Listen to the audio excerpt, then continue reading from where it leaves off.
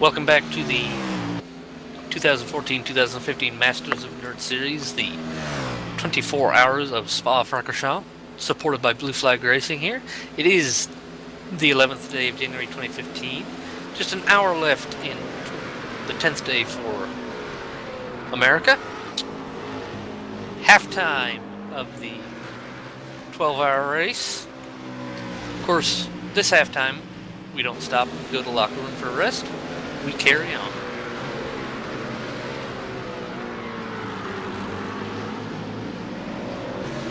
So Phil, been a good race so far? Yes. Some ups, quite a few downs with different aspects. Teams going up and down as well. It's just I don't know. It's 12 hours of a 24-hour race. There's still a lot to go, but a lot has happened as well. So far in X Racing Red, it's been pretty quiet up here up front. And then you have Coanda, who had the incident early on, less than 2 hours into the race, with a back marker who rejoined the track unsafely, and since then have charged back up to the second position. Team Redline, who led the early part of the race, looked to be strong contenders, and then a few mistakes ended up ending their race.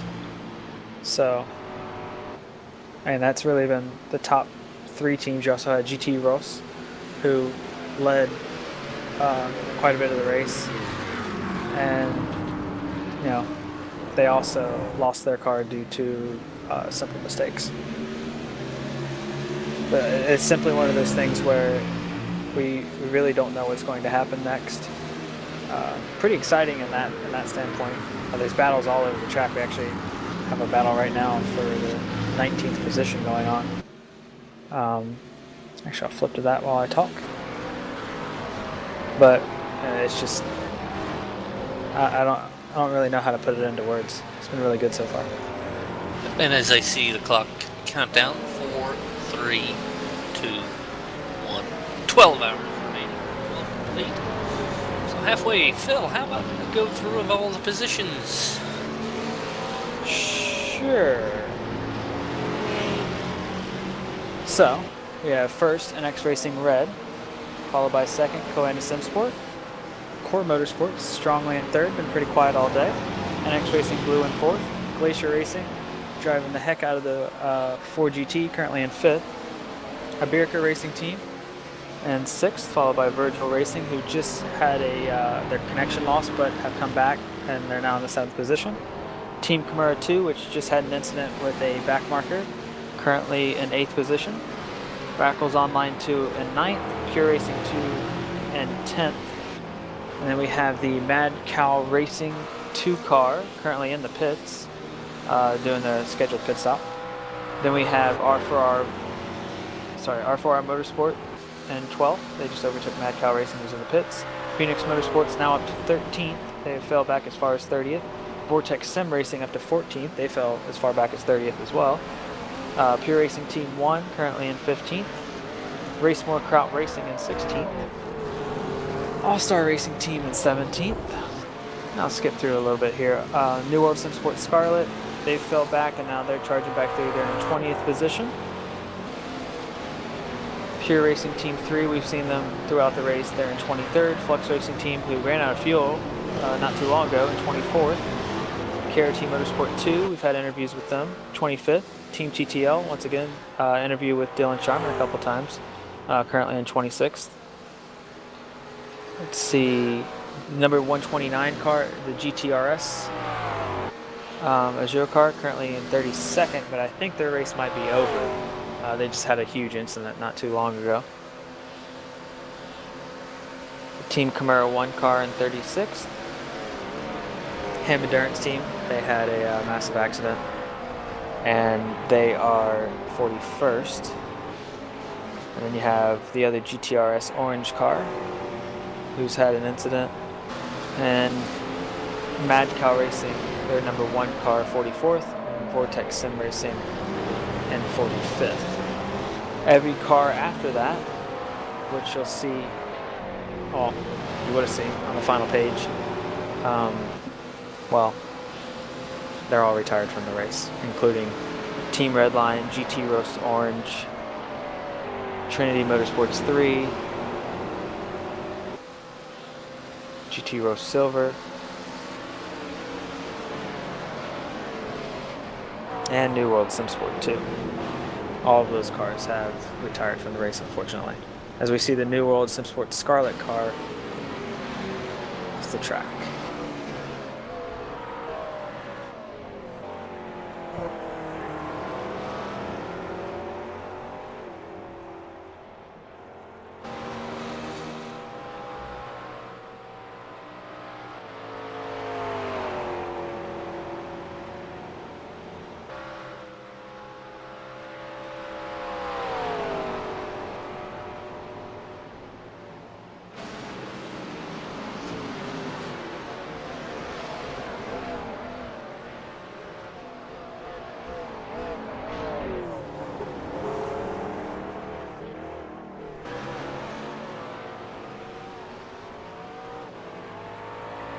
So not any real close battles at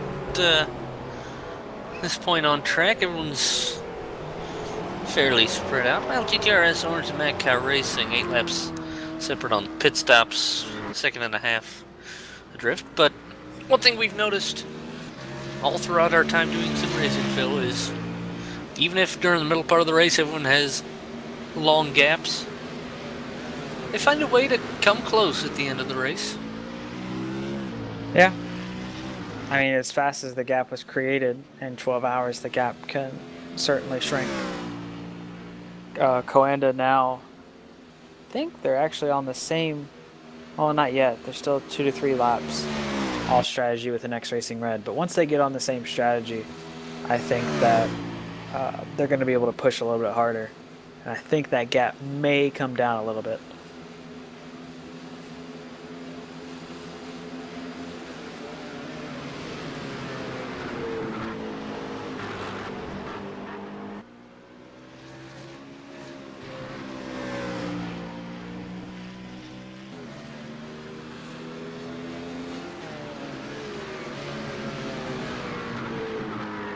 Currently the gap between the top two is 1:23 seconds. Both a little past halfway in their stint.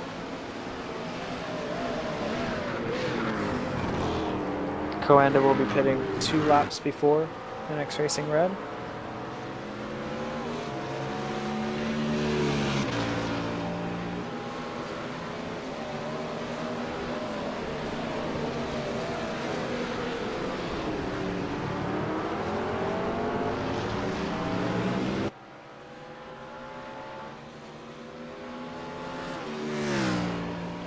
Interesting to note here is actually we have 3 BMWs in the top 4. Yet after that, we don't have a BMW until 11th and then 15th. And then there's quite a few BMWs actually after that. And by quite a few, I mean a bunch. But there's not really too many at the top. You see about 4 roofs and another 4 McLarens and then a 4 GT. But besides that, I mean, BMWs aren't that high up. They're just in 3 out of the top 4 positions.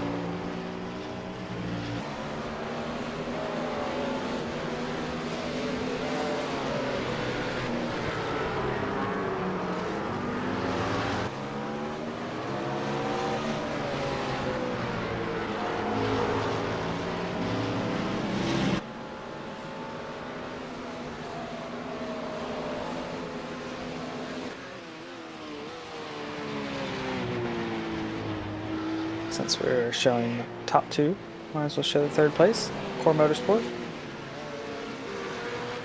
Look, I got a scratch on that car right now.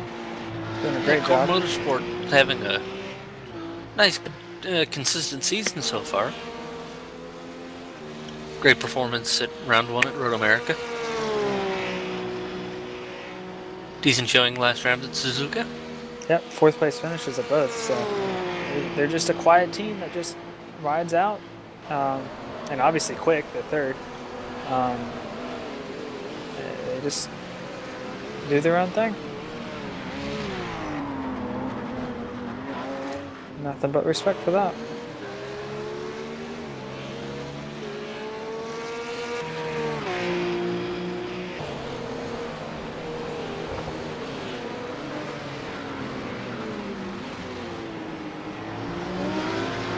And of course, that is one way you can stay in the top of a championship fight.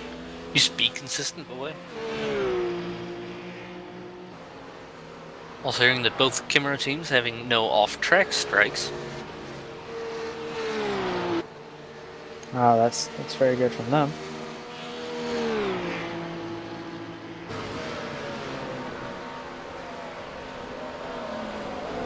Field's pretty spread out now. Closest car 2 seconds from each other.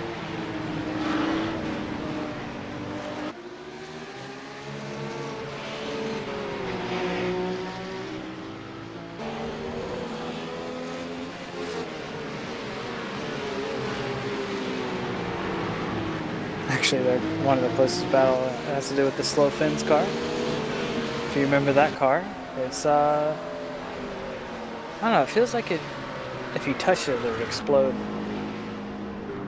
Seems like a huge warning sign. Yes. It's like playing Minesweeper on your PC.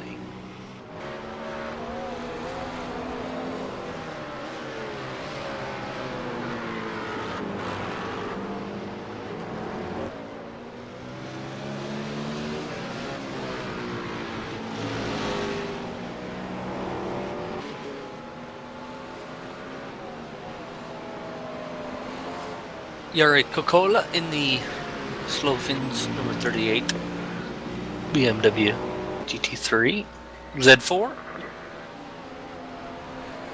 Well, just get all the names in. Get all the names in.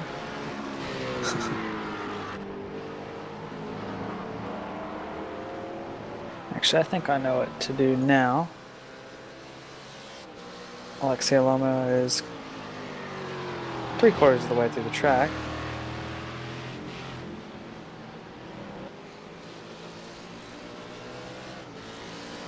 So what we're going to do this next lap is ride on board with Alexi for a lap. Drove in Ford GT, which I think actually has a pretty nice sound to it. Ford GT sounds beautiful. Last June I went to Indianapolis Motor Speedway for the Vintage Racing weekend. And first day there on the Friday morning, qualifying for some of the groups. First group I saw had the first car of the first group that I saw when I got there in the morning was an old Ford GT40.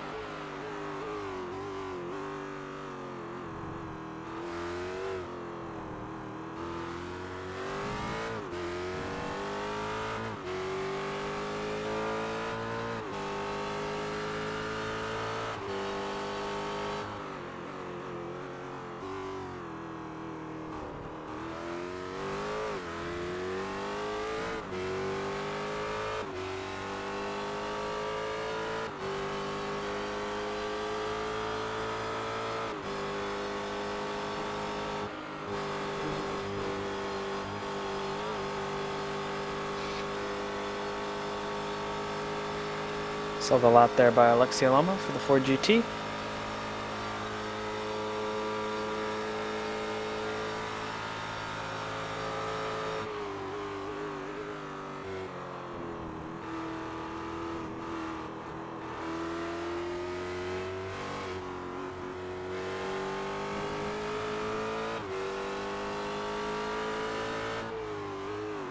See, who else can we find here for a lap? Brian Carey for KRT Motorsports is about 4 laps away from the pit stop. 2.25 seconds behind the 5 laps out of the pits Team TTL car. 2 teams that we've talked to representatives from.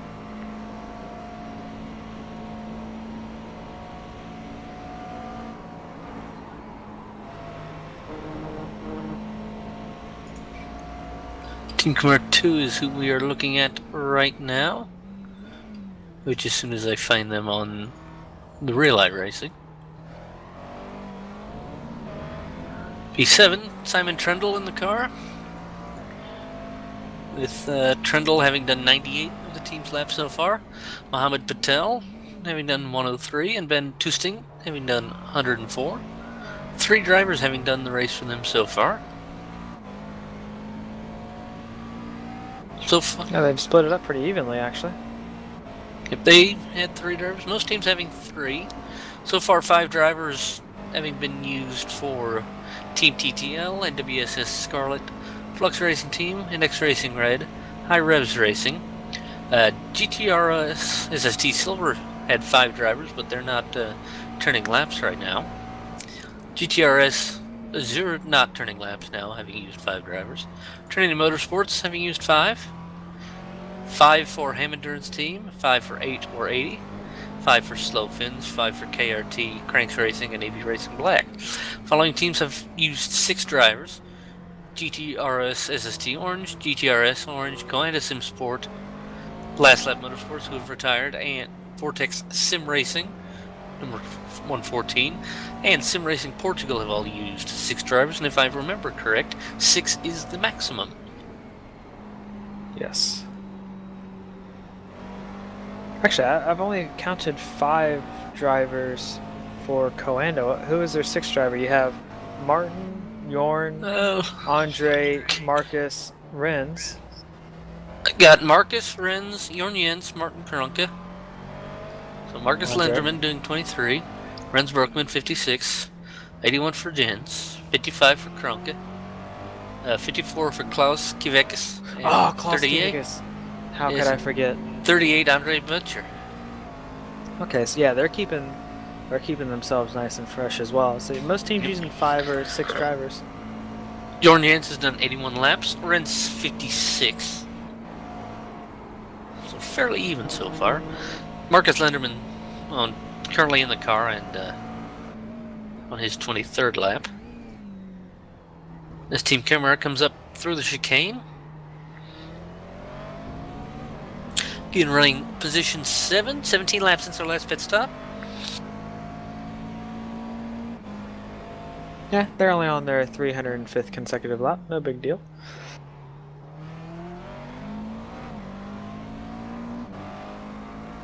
Means we're looking at around, what will this be, 600 and... About 605, 610, I think. Yeah, maybe a little bit more, maybe closer to... Yeah, 610, yeah. Not quite sure now. Should have paid attention to that at the 12-hour mark, but I did not. I looked at it just after and then I decided it was inconsequential.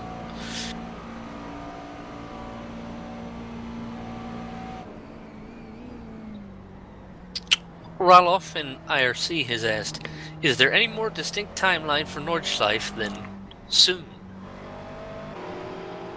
Well, unfortunately, I don't think we would know that answer. No, iRacing did say on the Road Warrior thread that they're hoping to have it out by November, possibly December, in order to have an event there. And we all know that, driver swaps were supposedly, they were announced August 2011 and acted like they would, April 2011, acted like it would be possible as early as August 2011. And then it became hard. Yeah, and then suddenly they realized how difficult it would actually be, and that got pushed back quite massively. Originally, they said Nordschleife would be in the middle of the year. However, that's most likely changed, especially if they're tentative on November now. Um, that's a 3 month swing right there. That's a big swing for a company to say something like that. So I'd say you're going to be happy if you see it by the end of the year. Assetto Corsa has had the same situation to where they thought they'd have it out pretty quickly as well, but at the end of the day, Nordschleife is a huge track. Anybody that knows the track knows that. So it's going to be a long time before that track's out. I'd say you'd be lucky if you see it in 2015. You should be happy at least. And of course, I being long-time Live for Speed fans do know all too well the definition of soon. Yeah. By the way, spoiler alert, in the Seahawks-Panthers game, a team wins. Oh, that's the worst news of the day. There's NX Racing Blue pits. Simon Cattell pitting. Either he's going to do another stint, or most likely Dave Halink's going to jump into the car for him. We'll find out soon enough. Lexi Alum is about to come through as well. Take over the 4th position.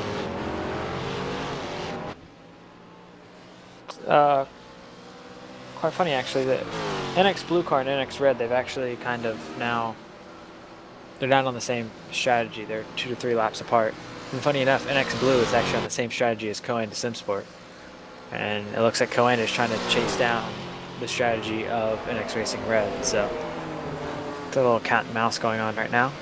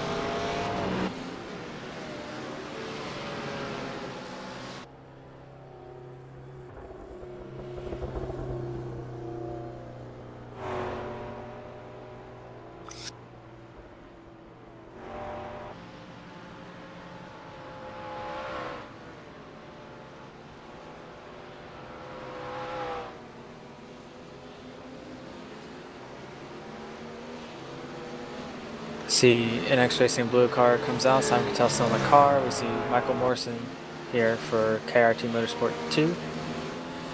Number 97 car exiting the pits as well.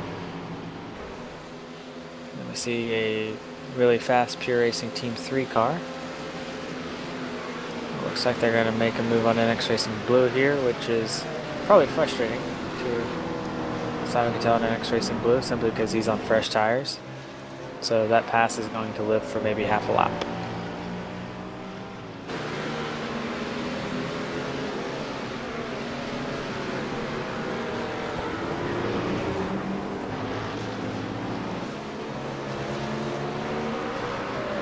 Not far up the road for Simon Cattell and NX Racing Blue is Anders Dow for Virgil Racing.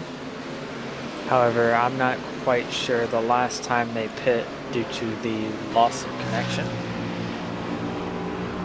So I don't know exactly how old Anders Dow's tires are.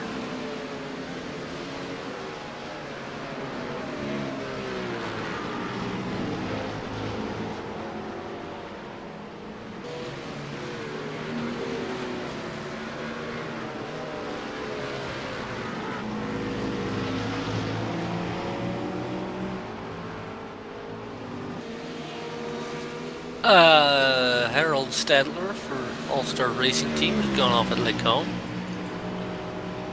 in 24th position. He has recovered. Been doing a really good job too. I think they had a timeout 20 minutes ago. If it wasn't a timeout, it was very close to one. Yeah, and just ran wide after the first element of leg comb and spun, made very light, if any, contact with the wall.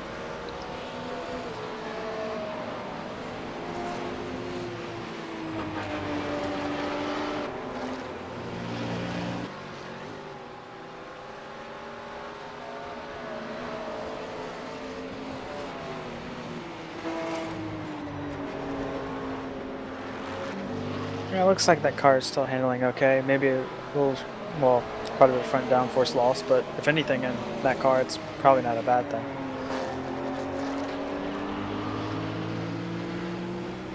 By the way, I want to give a... No. Go. Sorry, Phil. Well, I want to give a brief shout out to a user who has sent us a note on Facebook.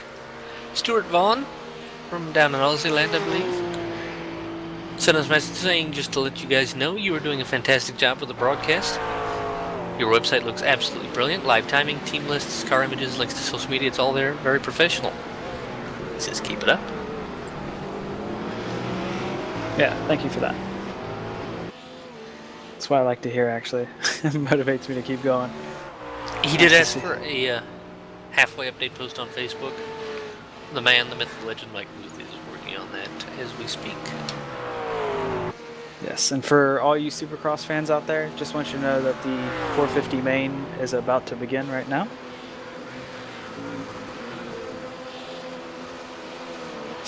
That was a random fact, but there you go.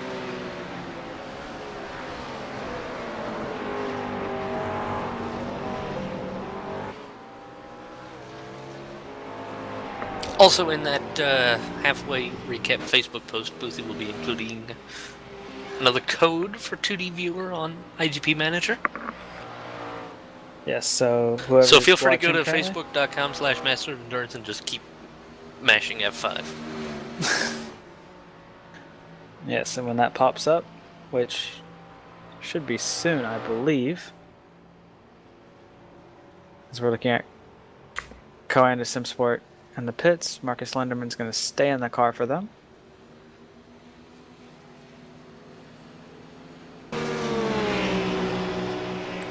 Core Motorsport, I believe,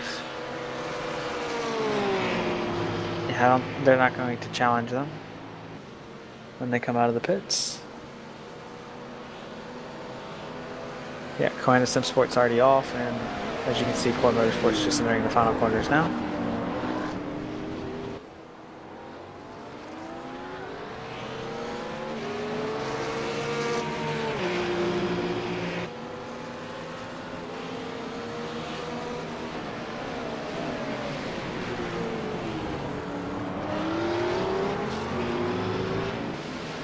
Many drivers have kind of just got in a rhythm here.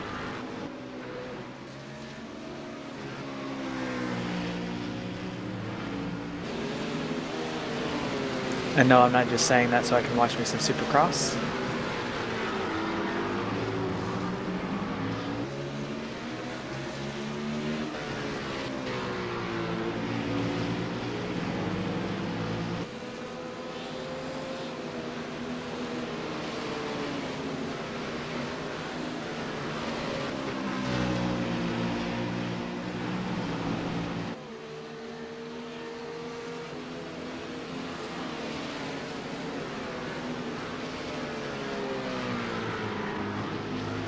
Virtual Racing have to be pretty close to pitting sometime soon here.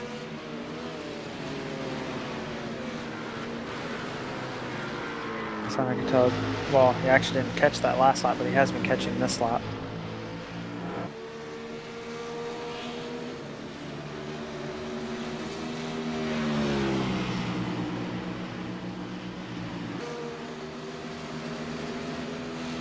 Currently 2.6 seconds back, but that won't matter shortly.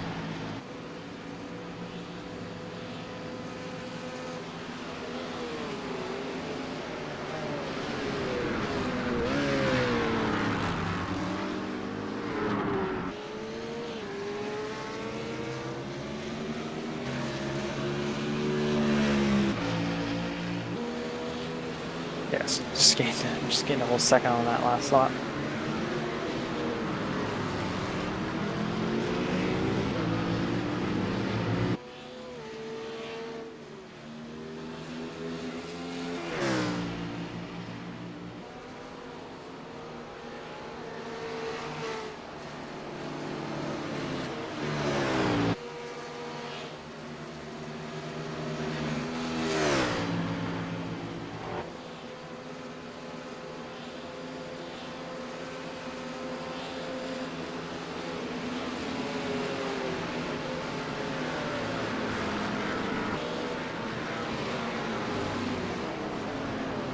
little update on last round's winners. Verica Racing Team, currently in the 8th position. And also, if anyone's looking at that Facebook page, guess what?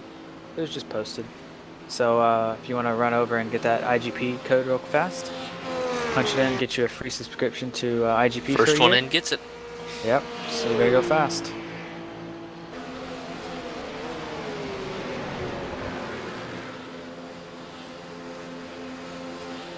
Cease and Schnell. But an update on the Verica Racing Team. They've had 2 drive-thrus for exceeding track limits. And currently still in the 8th position. Been pretty comfortably in the top 10 all race. Had little moments at the beginning where they fell back. But they've slowly climbed their way back up and now been sitting anywhere between 5th and 8th depending on how pit stops are working out.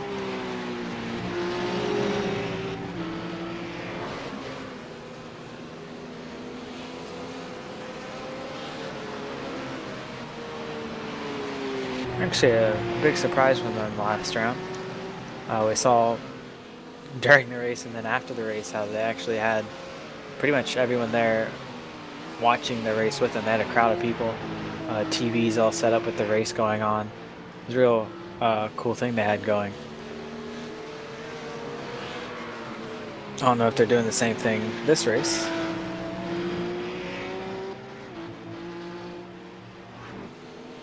I keep saying, whenever I win the lottery, one of those super big jackpots, I'm just gonna, one of these years, if I win that, I'm going to host a giant, I'm gonna get the Las Vegas Convention Center, and we're just gonna convert it into the HQ for one of these 24-hour races. Good luck with that. I'll have enough money to fly you over. I would rather have something to where, instead of a 24-hour race, now I love me some endurance racing. I do. I really do. However, I think it would be cool to have like I don't know, a popular car. I mean, Roof C-Spec's a pretty popular car. Have something like that and just fly over, you know, a bunch of top drivers, whatever, and have them like just battle it out. Have like, I don't know, let's say 100. Have 4 heats of 25 drivers and just kind of whittle that down to, like, say the top 20. And then those guys have a race against each other. Basically the virtual race of champions. Something like that. Just completely different because it's not one-on-one racing.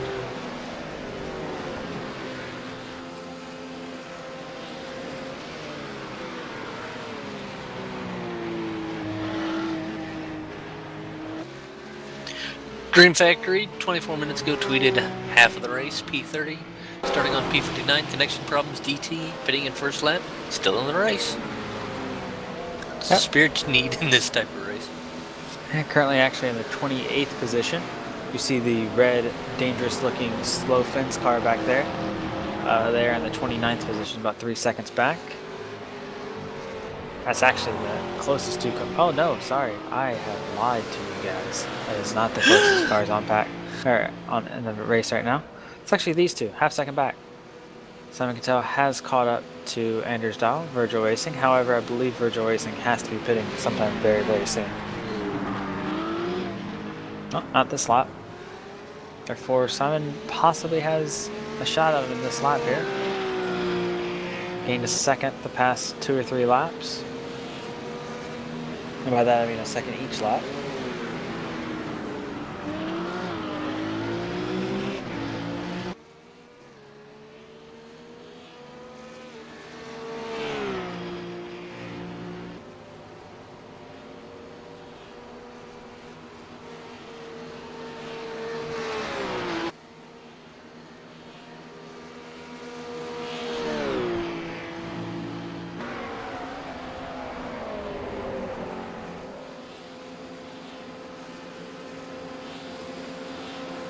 Actually going to look back in the rear of a car of Anders Dahl.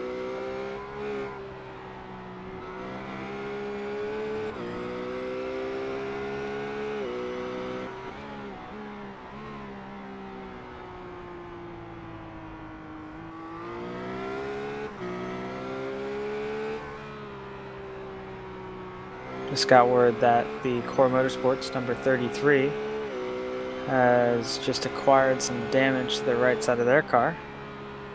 Seems like car 77, side by side with them, had some lag contact, and had some lag contact with the 22 car, and because of that, got into the 33, which is Core Motorsports.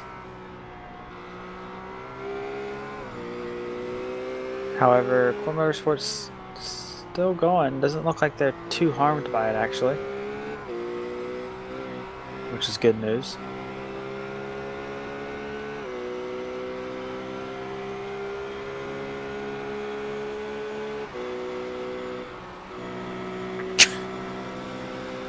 Yari Latari. Yeah, news from the Ford GT camp.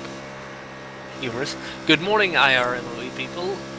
Quote-unquote slow Ford will go even slower in about 25 minutes.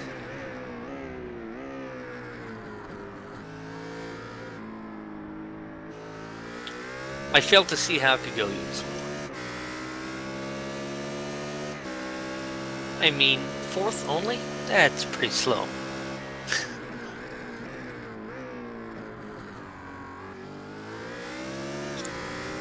Boothie says to put me in the car, except for one small problem. My I rating is almost 1,100 points lower than it should be, or needs to be. Gosh. Technically needs to be. You need to race more, get into DWC, race Greg Hutu. Yeah. If I actually put an effort, I'd probably beat him. Probably what? In DWC? Yep. I would probably beat Greg Hutu in DWC if I actually put an effort. I'm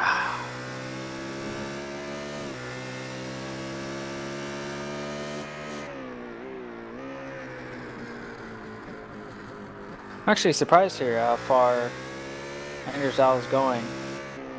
Stint length currently it says 50 laps. Obviously that's inaccurate, but that was because of him losing connection to the server.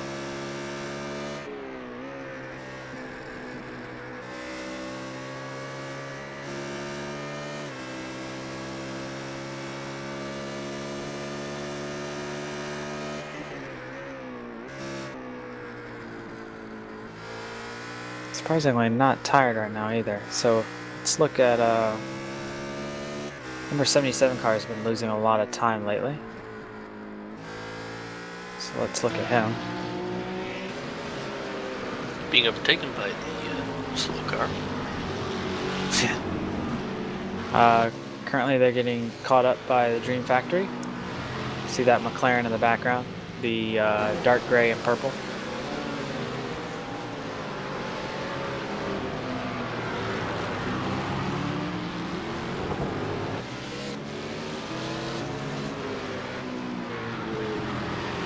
The 77 car had some contact just not too long ago, actually, and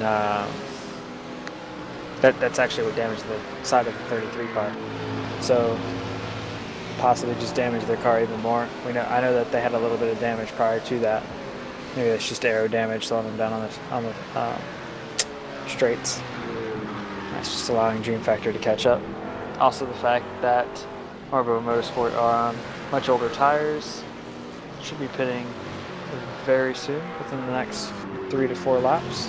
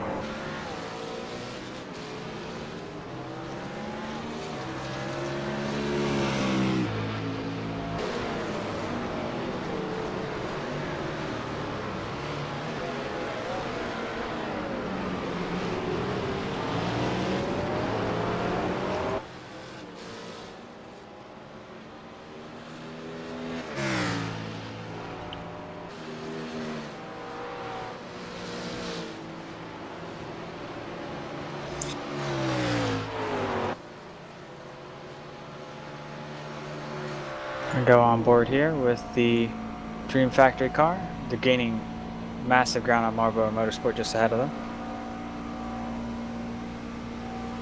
It's actually, oh no, they're actually going to put on a little battle here.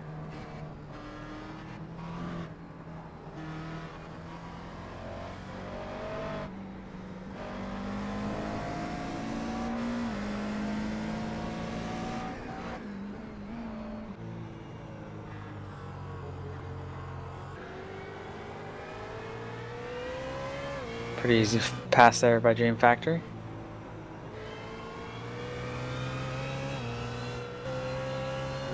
Another battle actually about to brew up here. Slow Fins now catching up to the back of All-Star Racing Team. Yep, All-Star Racing Team.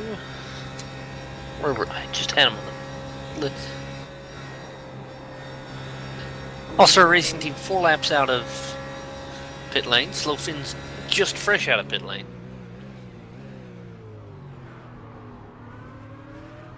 Also understand All-Star Racing has some damage as well.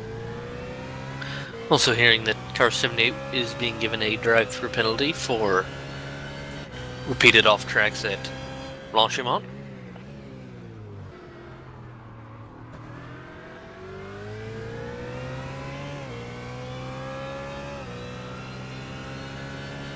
Don't forget, if you're watching us, staying up with us, or however long you're watching us, you can interact with us on Twitter.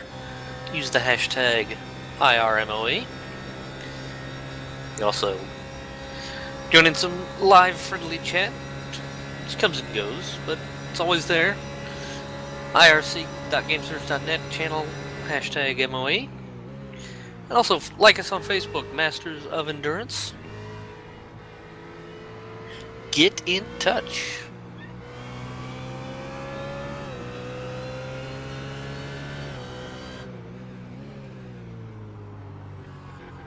It looks like Slow Fins here, taking their time.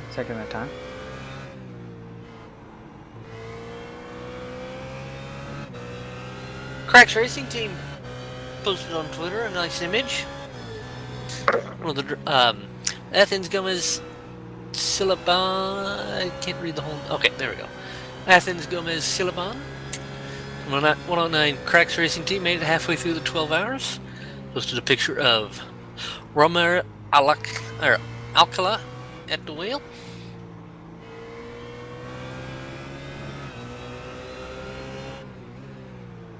Alright, I'm pretty certain here that team will have a run now, or maybe not. I saw a Racing Team car, even with the damage, doing pretty fine in the higher speed corners. He's got slipstream though. Yes, but he will not make the move here. He has warning signs all over his car, but he's not going to make that move, that's for sure. You make contact with him, he's just kind of like a napalm explosion.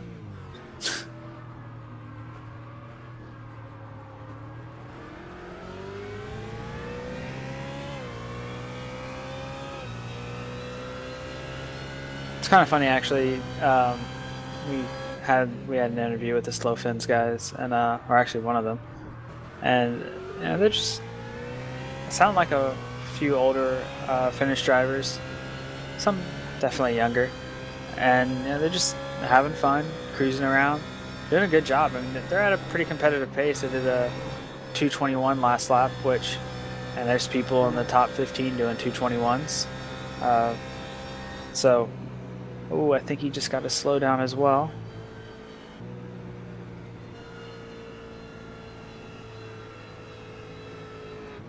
But, you know, they're just having fun and, you know, enjoying the racing. Been doing a good job so far. I'm completely staying out of trouble.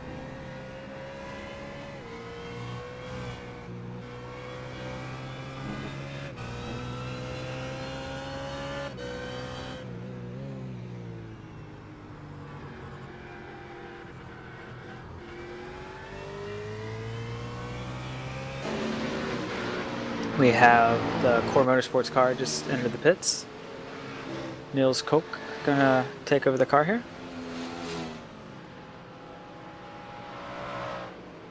kind of switching up positions with Glacier Racing Team and their 4GT.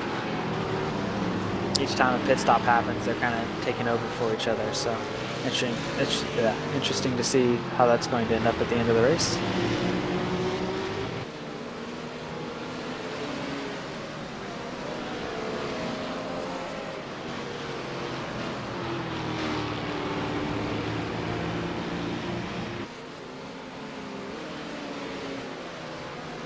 Which actually the 4GT that you see on screen here, well, the only 4GT you're ever going to see on screen in this race, 22 laps into their stint, so they shall be pitting pretty soon.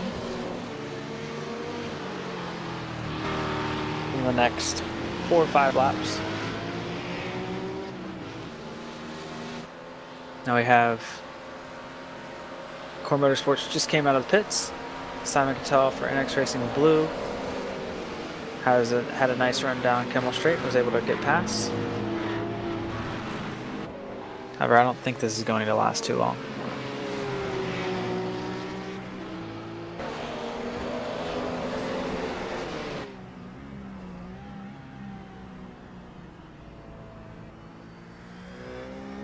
NX Racing Blue currently 10 laps into their stint.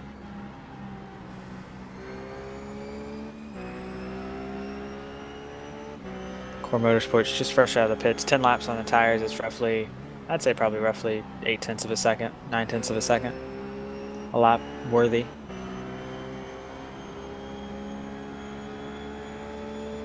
Matters how much the damage that Core Motorsports received last stint when they had an incident with a lapped car.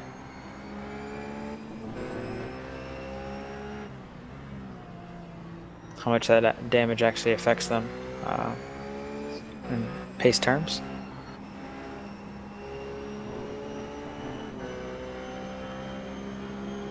Also want to apologize to all the viewers who clearly sound a little tired and whatnot. That's because we are. As you can see, almost 13 hours into the race. We've been here over 13 hours. And yes, we're going to be here for the next 11 hours. However, you're not going to have to hear our bored voices, or not bored, sorry, tired voices. We're sure not bored. Our tired voices for the next 11 hours because the Europeans will be coming back here in the next 3 hours or so. So, even if we have to actually fly there and drag them out of bed. Yeah, we'll figure something out. Even though that flight's a little bit longer than 3 hours, just a heads up. No, we're gonna hop in an Air Force 2-seater. Flying the radar, the RIOC. Must have just won the lottery. I'm actually surprised here. I have friends in high places. Yeah, okay. Core Motorsports 2. Oh, wow, Core Motorsports 2. Core Motorsports, it looks like, I don't know, maybe that damage is affecting them more than I thought it would.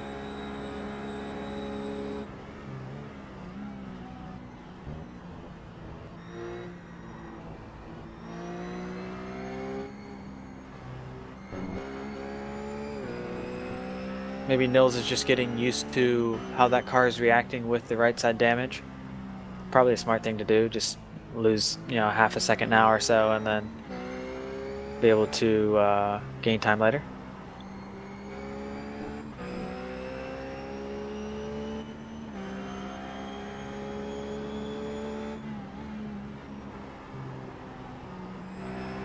By the way, a shout out from another Facebook message from Mike Turismo. Northern Ireland glued to his computer screen. 4 a.m., isn't it 5 a.m. there? Or? Yeah, shouldn't it be almost 5 a.m. there? See, he's so tired he can't even keep track of what time it is. Yeah, well, he probably just looked and saw 4 o'clock, even though it's 4:51. I actually have have something blocking my clock. I kind of do it on purpose, just so I don't look at it too much. Because then, well, yeah, if I look at it too much, it seems like time doesn't pass. Well, that's true. We saw NX Racing Blue there getting a little held up by a lapped car, and Core Motorsports is able to gain a little bit. However, I think Nils finally is starting to get comfortable with the car again. Still, it must be just a little bit of damage to the car, not too much.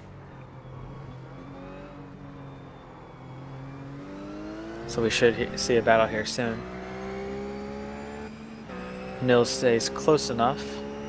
We should see a battle after Eau Rouge going down Kimmel Straight.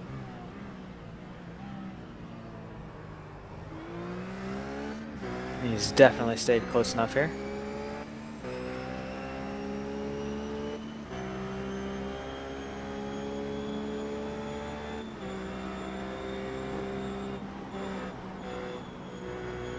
Ooh, had to lift quite a bit there in Eau Rouge. Maybe a little bit of downforce loss from that damage. Also the aero push from being behind the BMW NX Blue.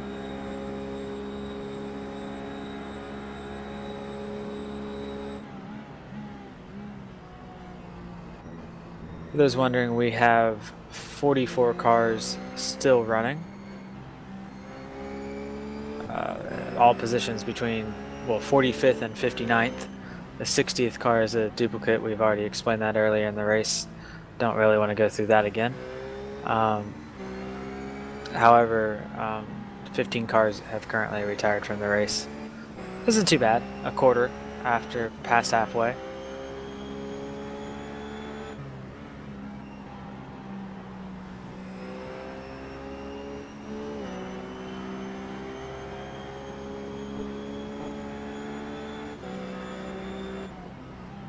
Don't forget you got to complete 70% of the total race laps to get points. Yes. And Currently calculating that's around about 430 laps or so.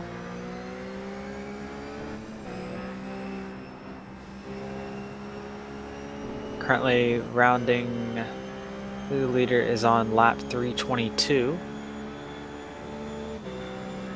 NX Racing Red, Dave Halink currently driving.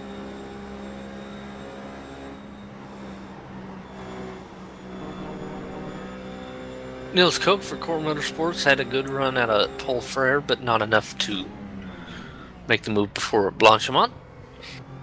I can't tell if the damage is hurting his, because we can see here he's great through the low speed, but then those high speed corners, I can't tell if it's mainly the aero push or if they have the some front aero damage on the car.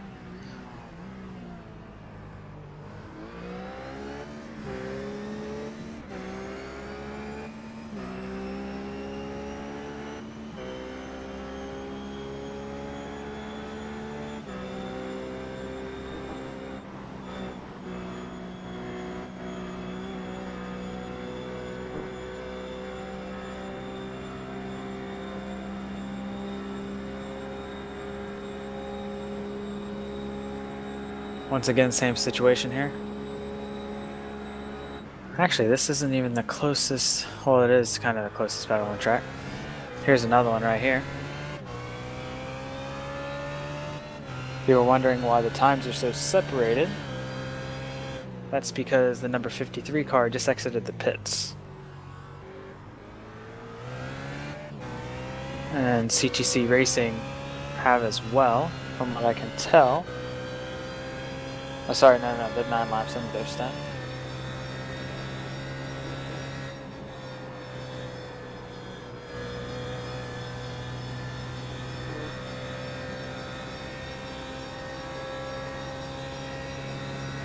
Don't believe we're going to see anything here.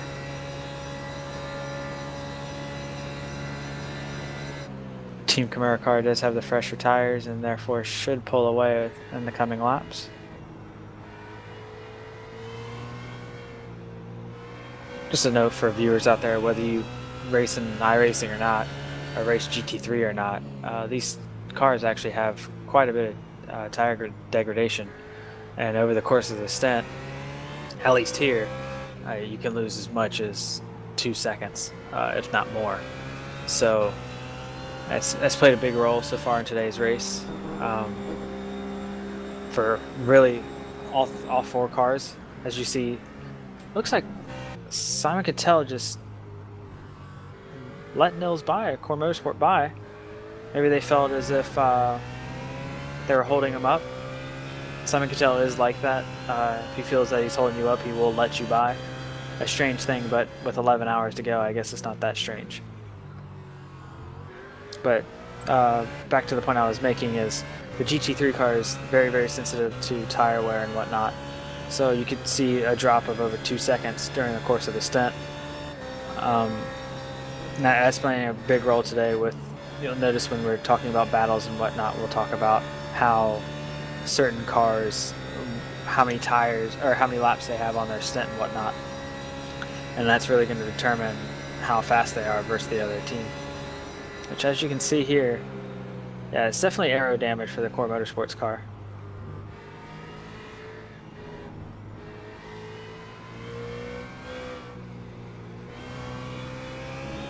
We just got a notification from Peter Ridley, who drives for Infinity Esports, that apparently we have coffee coming to us. He also said good morning, which is also incorrect. He's 2 minutes early. Yeah, he's 2 minutes early. It's not even midnight yet. Okay, he was correct for Boothie, but not nearly. Yeah. So for the majority of the admin team, he was wrong. But we appreciate the coffee anyway. Yeah, even though I don't drink coffee, but I probably would in I this don't either. situation. I might actually, yeah. Desperate times and all that.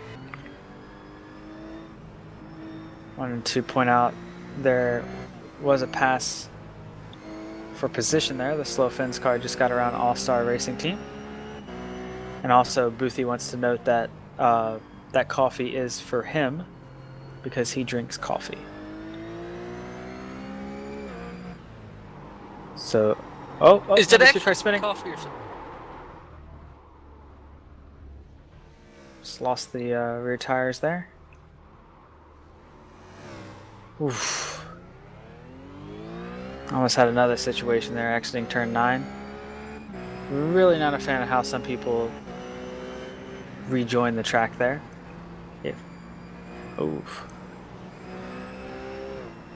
There's plenty of ability to simply just back up all the way to the wall and then, pull out that way, but apparently some people like to turn hard left and hope they can spin the car around in the space of the track. Actually, just ahead of that on the track that you saw live on stream, Jura Stalen had a spin going into curve Paul Frere. He's actually entering the pits now too. Oh, actually, first that was coming out of Russell's on the run down to Puon. He got a light tap from Coanda Simsport, which sent him into the wall driver's right on the way to Puon.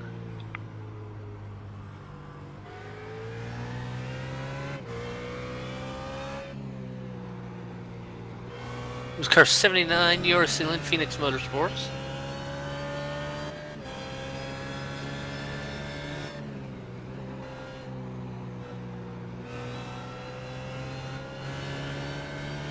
And then I believe he looks like he hadn't quite felt out all the damage, and when he went to turn right for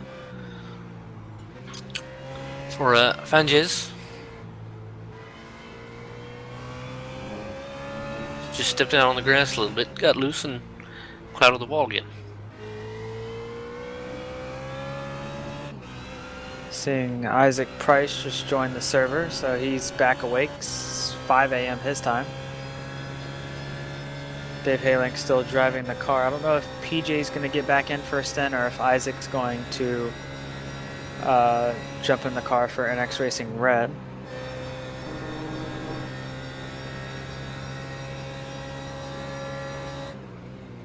Also want to note that Glacier Racing are currently making their pit stop, and during their pit stop,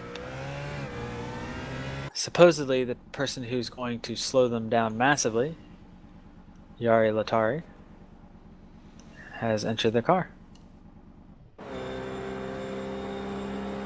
Also another battle for position here. AB Racing Black has caught up to Team TTL. This is a battle for the 17th position.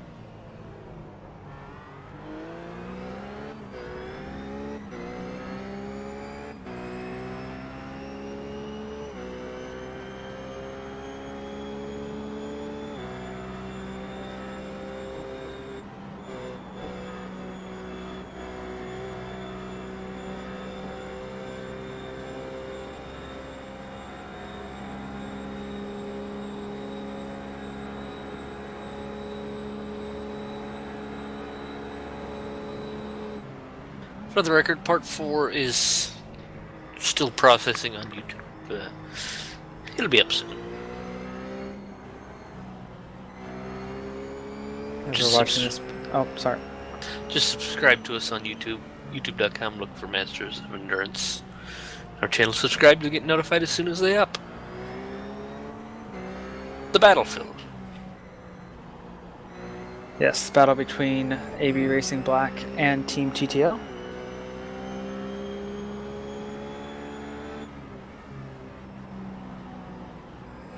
Plenty of pressure put on them, actually.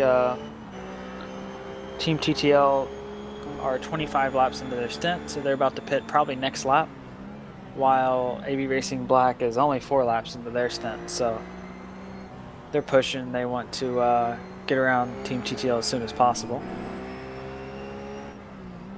It's always nice to not be in the way of someone slower than you who's on a different strategy.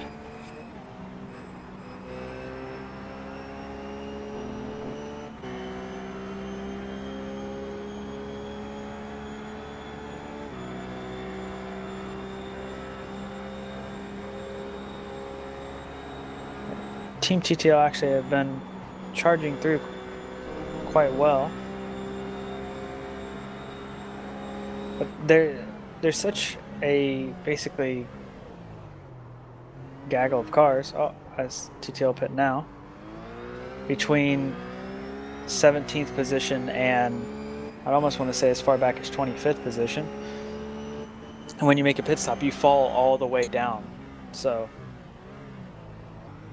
I think it's really tough to be back there, and once you make a pit stop, you see, oh, I just lost 8 positions. It's really hard, really tough to keep track of what's going on.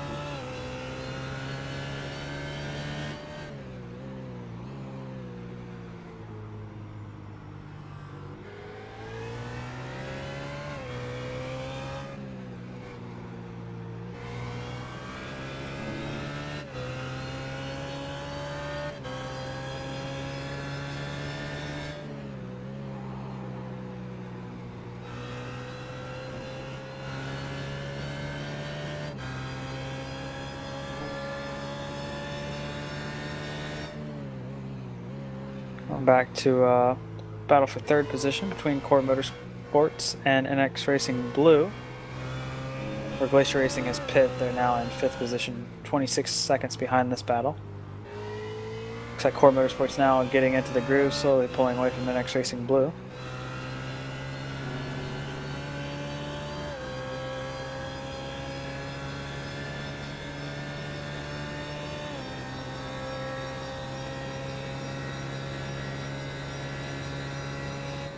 Also want to note that Mad Cow Racing 2, currently up to the 10th position, has just made a pit stop. Currently still in the pits, actually just stopped in the pit stall.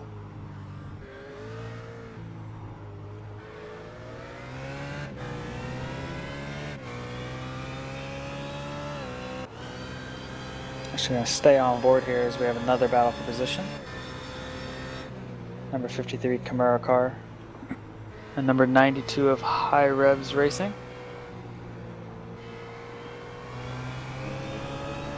Both cars about 5 and 6 laps into their stints. So both have pretty fresh tires.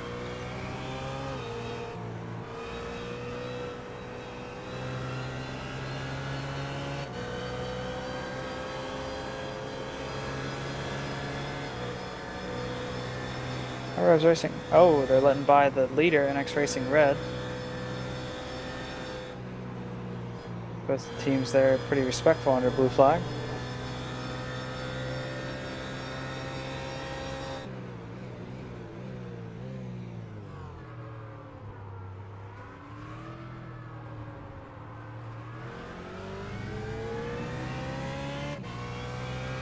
Exit the onboard for a little bit.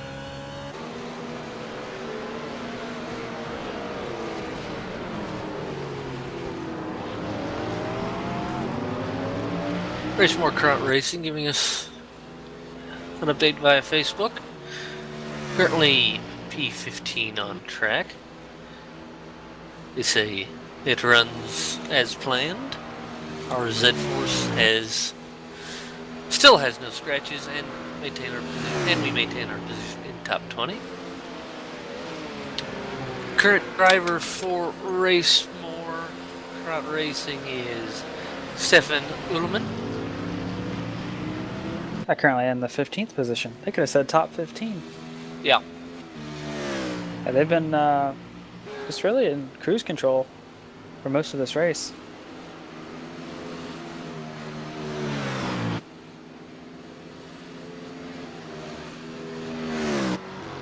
Just ahead where Mad Cow Racing 2 just exited the pits, they were able to pass Vortex Sim Racing.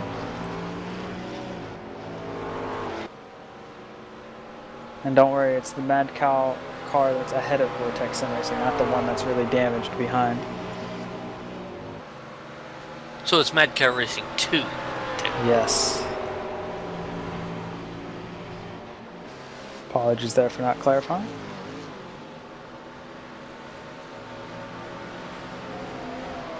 Of course, Mad Cow's still waiting to get those tires up to full operating temperature, which should be fairly soon, if not already. Yeah, that happens very fast. We also have another battle for position as Dream Factory have now closed in on the slow fins. No, we are not insulting them. That is their team name.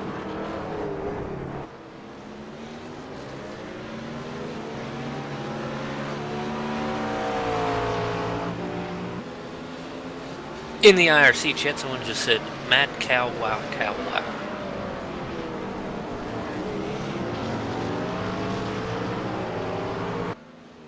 And someone else offered to go the cows.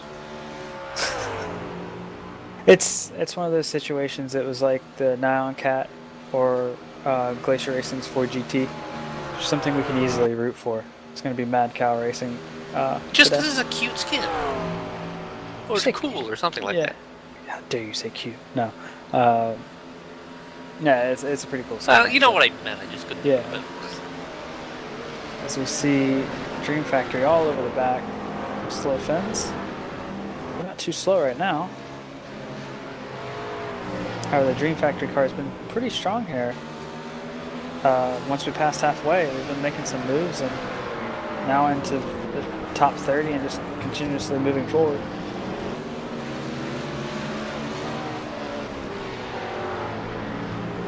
Out of these two is the higher up in the race table Ulster Racing Team number 3 car, Stefan Knitz.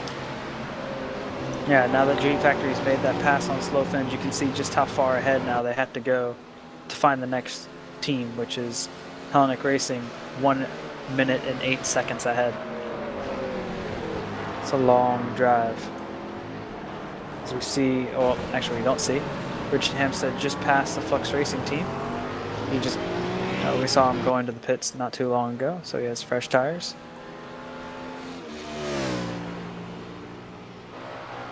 Also, Iberica Racing Team, as the cars are coming past, decided to jump to them. Currently in the pits. Jesus Cecilia, I believe is how you pronounce that. That's how I'd call it. Currently exiting.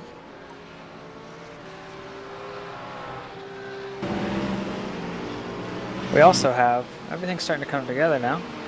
R4R Motorsports, led by the Michaels brothers, Scott and Sam Michaels.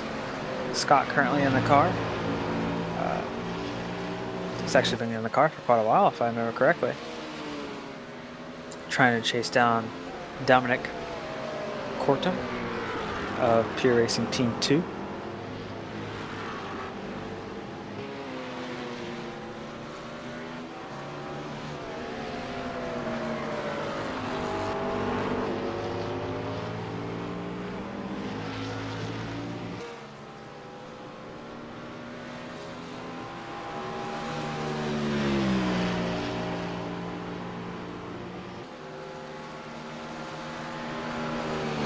Also, just look back really quick, you see Pure Racing Team 1 currently trying to get around Vortex Sim Racing.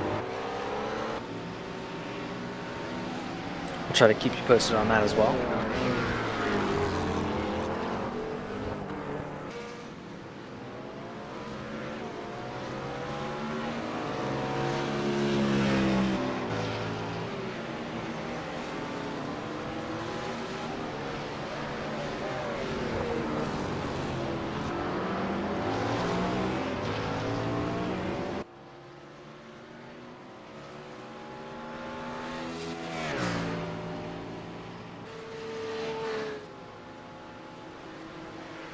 Let's see now if Scott Michaels can get a run.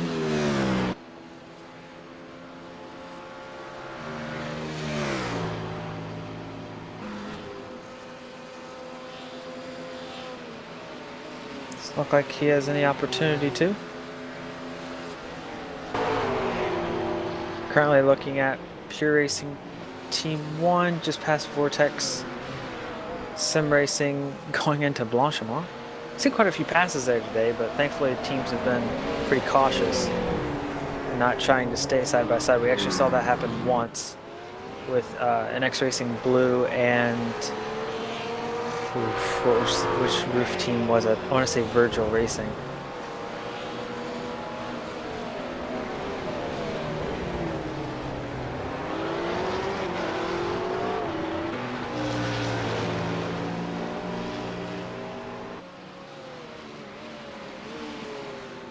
R4R actually doesn't have the tire advantage in this battle. They just seem to be a little bit quicker than Pure Racing Team 2. Have 4-lap older tires. But that's really nothing. That might be 1 or 2 tenths, so it's basically nothing too important.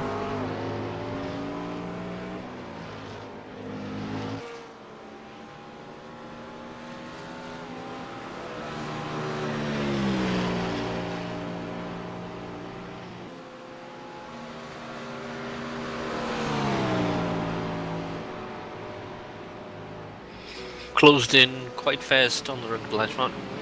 Backed off. Yeah, I think he got so close that he got a big air of push and he wasn't able to make a run here. It's one of those things you just have to time right. Getting through Blanchimont and then trying to make a move going into the final chicane.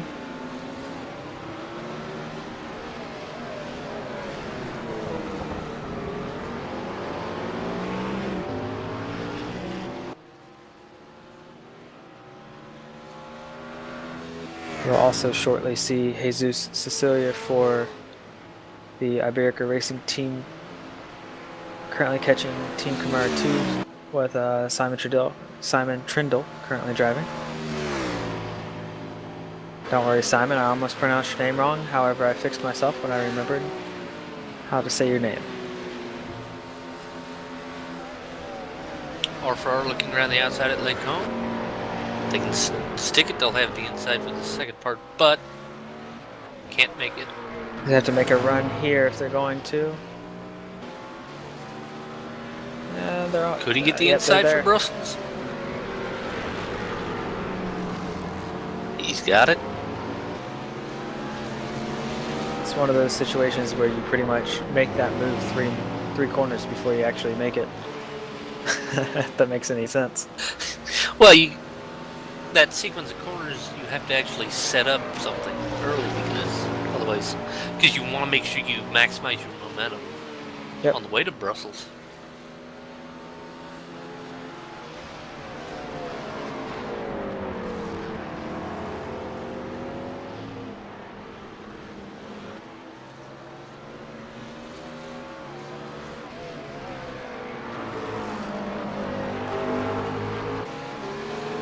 I'm going to flip over to Team Iberica Racing.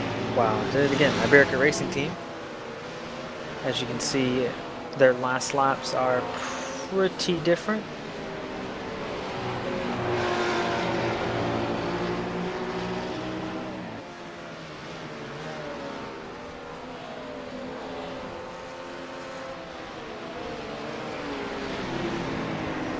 I don't think Simon Trindle was too happy with that attempt to overtake going into Puhan there.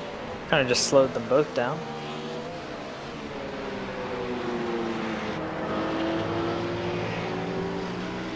Bert Eichmans has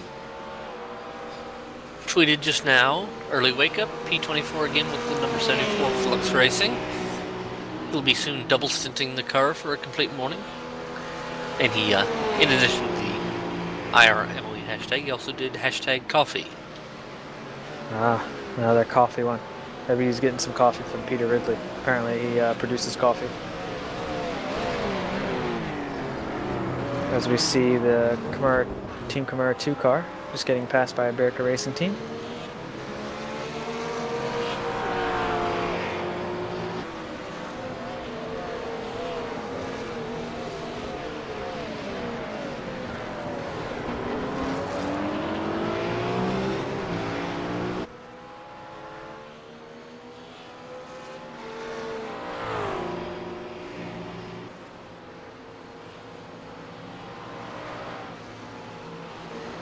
Interesting that the Kimura car actually didn't drop off too much there. Dare I say, you might get a run and attempt a pass here. Yep. And Iberica holding defensive.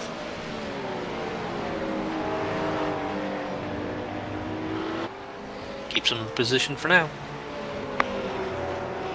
Yeah, both these teams, two very hard charging teams. We saw Iberica Racing Team win last round at Suzuka. 1,000-kilometer race. We've already done well over 1,000 kilometers in this race. That great last 20 minutes was pretty much the scrapping from all 20 minutes with NX Racing Red. Yep.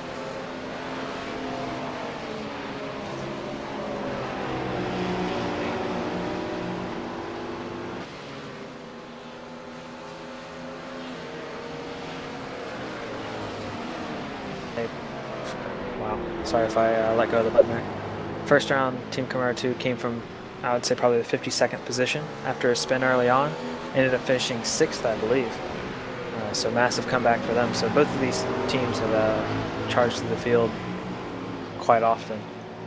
I think Team Kimura 2 also did at Suzuka.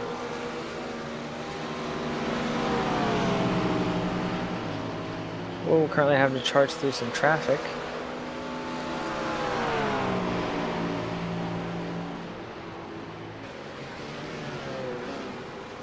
I'm going to do a little update for the positions as well.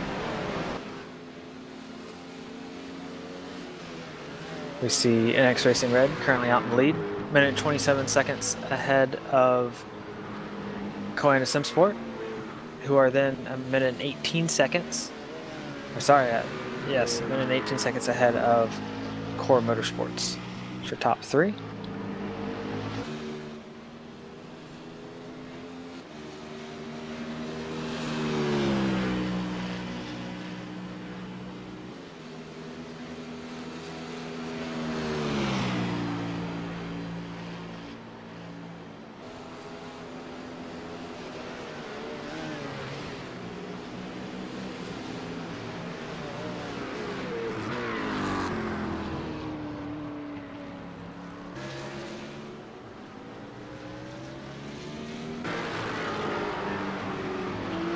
MX Racing blue car of Simon Cattell actually not that far behind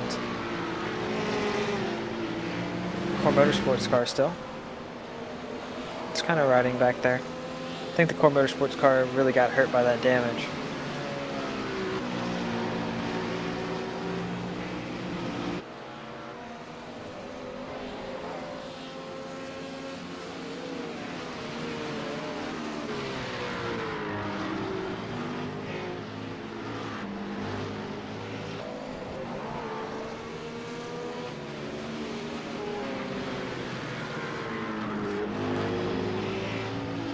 Gap between first and second is now a minute 28.5. Yeah, it's been extended a small amount. Gap between last pit stops down to 2 laps. Well, if only briefly, because someone's not completed a lap yet, but 2.5, 3 laps.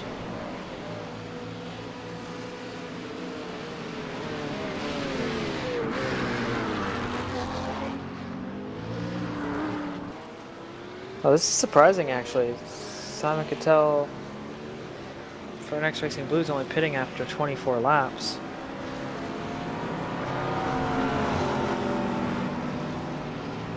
Quite early. I wonder if they're changing up their strategy, maybe?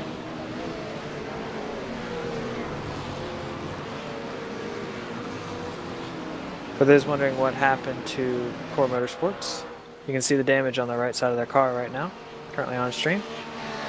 They've actually posted a video that's on Twitter. We have retweeted it, so if anyone wants to see what happened, you are welcome to go look.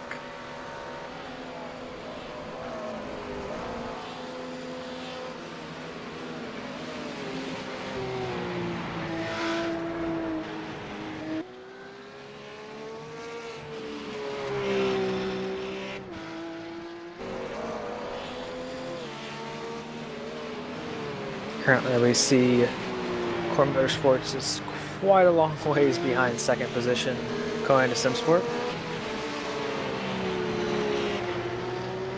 In fact, that's almost a whole lap. They're within 10 seconds of getting lapped by Co-Anderson Sport.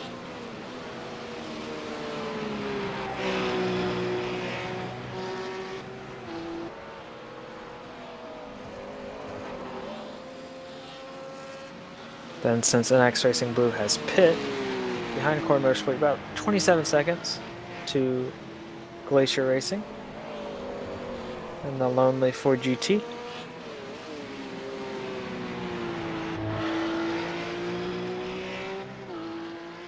We shall count this as the Ford GT update for the hour. Currently in the 4th position.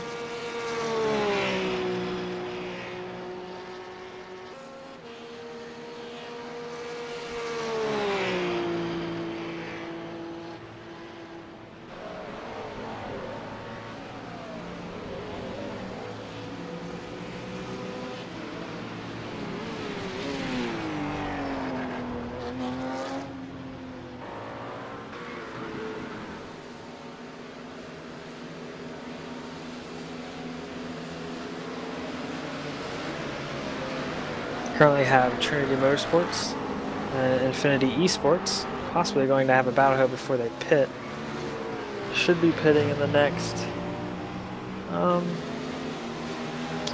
it's probably 1 to 3 laps.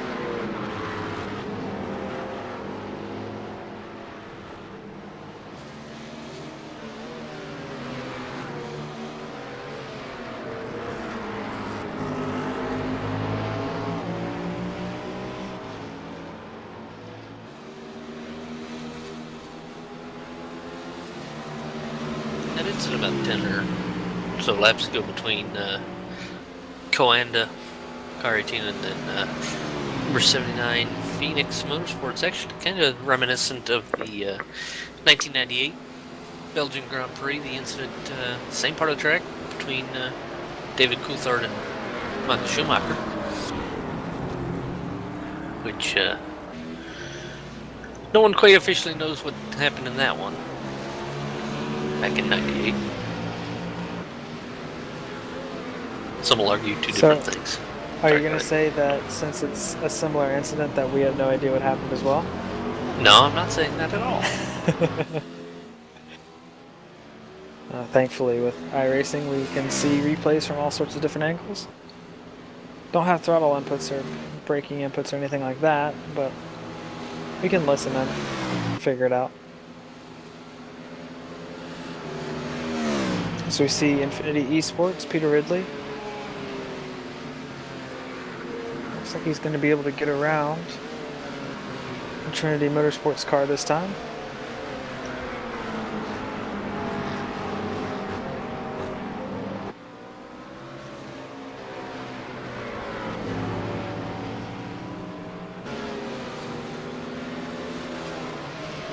Infinity Esports car, a bit fresher tires.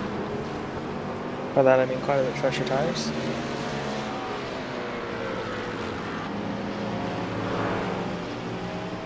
And now because of that overtake, we don't actually have too many close battles on track. That was actually the closest battle.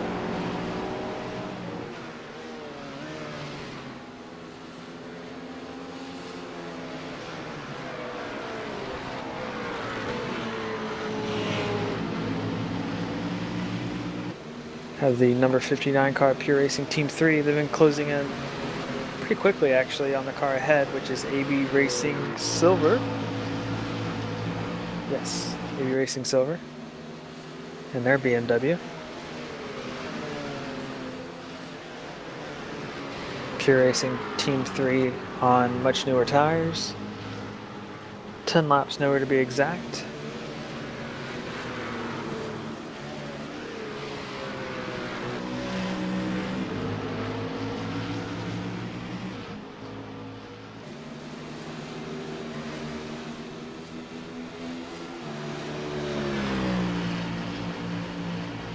Actually had an interview with Timu even earlier.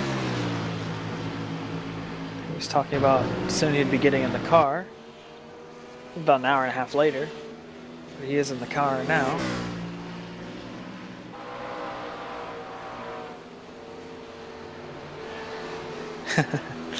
And just behind him is his idol Kimi. Even though that Kimi is has a different last name, we'll just ignore that.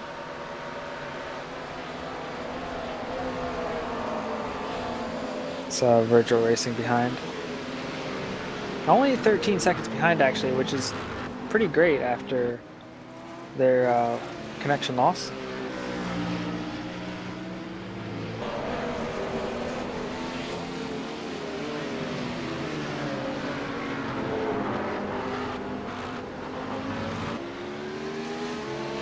However, they have not pit yet, while NX Racing Blue has, so that will help with the 13-second gap. After pit stops, will be around minute 50 seconds.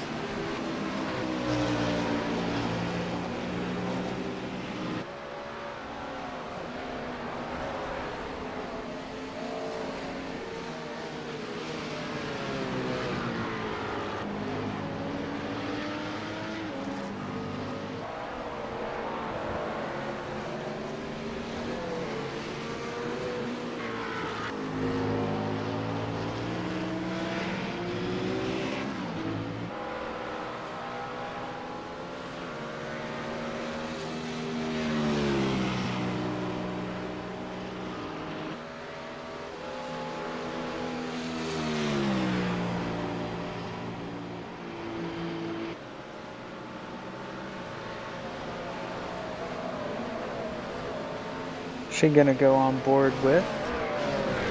Let's just jump to a random person here. I'm gonna go on board with Patrick Pickler.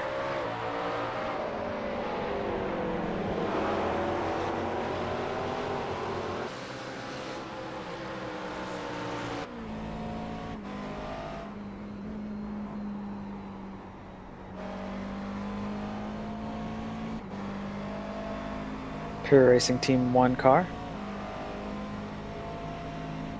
Currently actually catching the car ahead.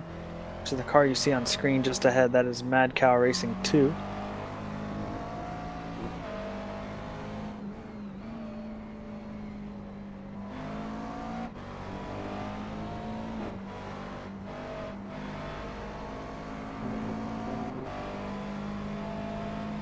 Been catching quite a bit the past few laps.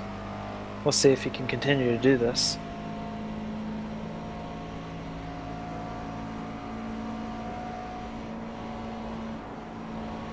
Also see how much Pure Racing have figured out their McLaren setup, how stable it is.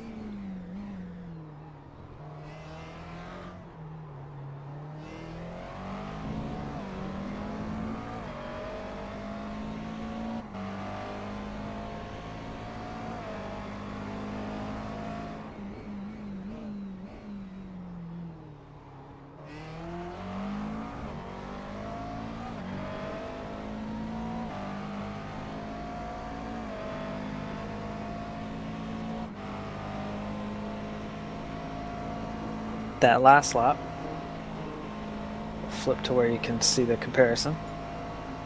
That last lap, 1.2 second gain.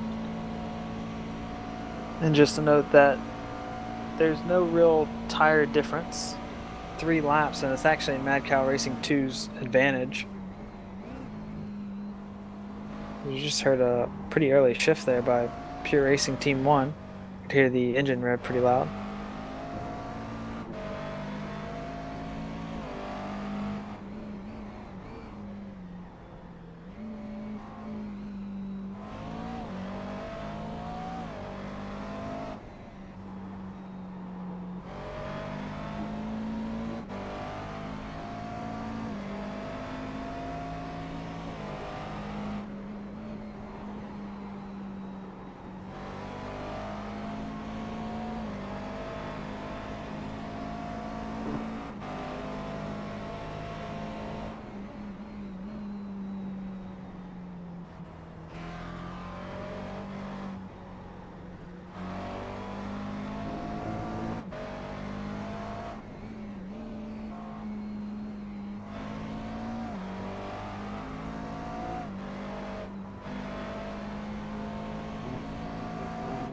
The night's really starting to set in actually early morning now for the Europeans. Afternoon for the Australians. You see here Patrick Pickler, only one of 4 cars in the 219s. Jesus Cecilia for Iberica Racing is the only car in the 18s, actually just an 18.9 last lap.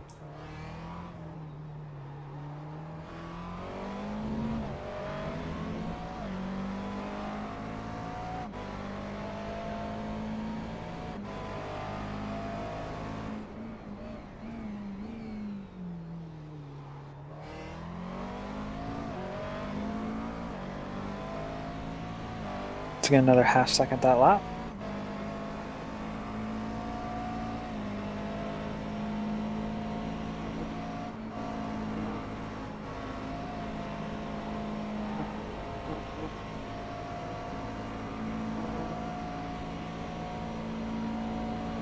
Patrick now should be able to have the draft.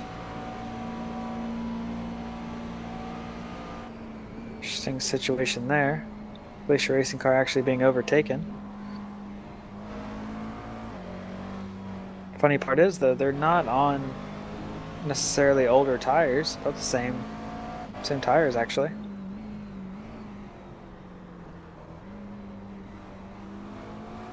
So a bit strange to see a 4th place car getting overtaken by a 12th and soon 13th position placed car.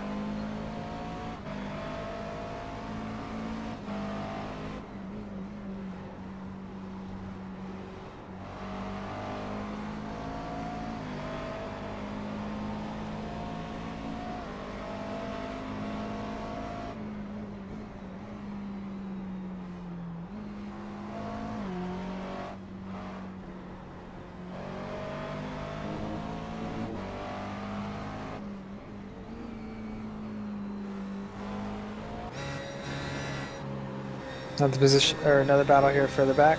All-Star Racing Team 3 and Flux Racing Team.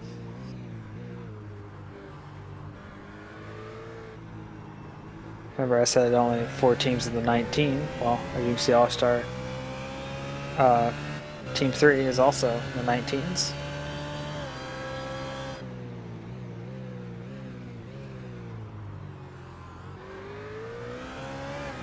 Flux Racing Team running wide there in the source.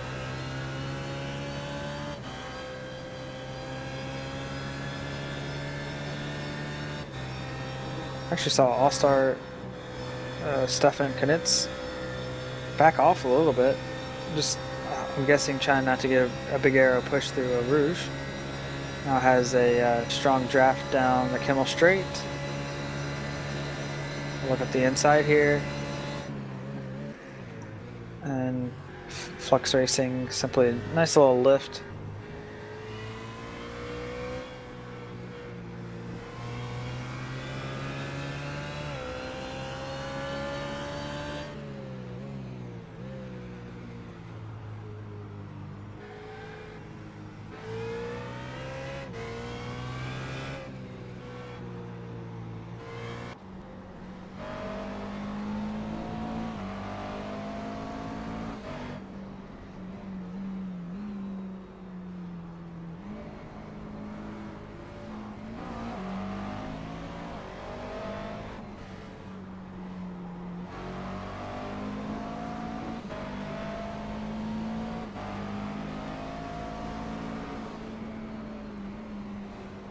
Looks like Patrick Pickler actually is going to get held up quite a bit here.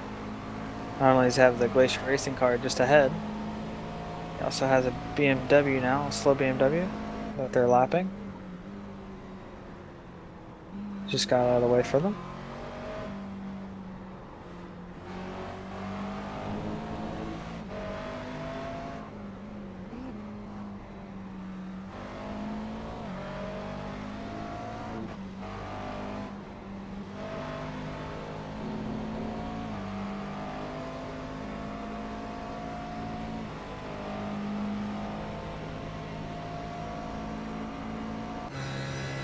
Another battle we have for position is the Cracks Racing Team and Team Camaro 1 that you see just ahead. It's a battle for the 35th position.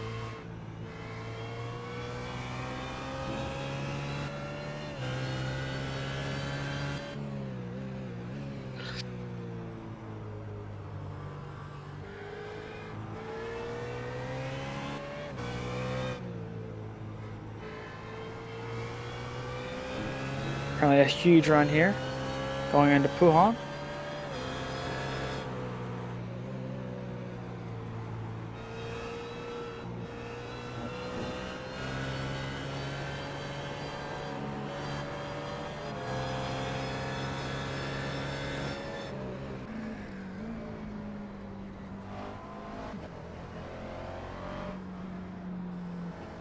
Nice clean pass for position there. I think Kamara saw that Cracks Racing team had fresh tires and most likely was just going to continuously challenge the position, so nicely led him by there.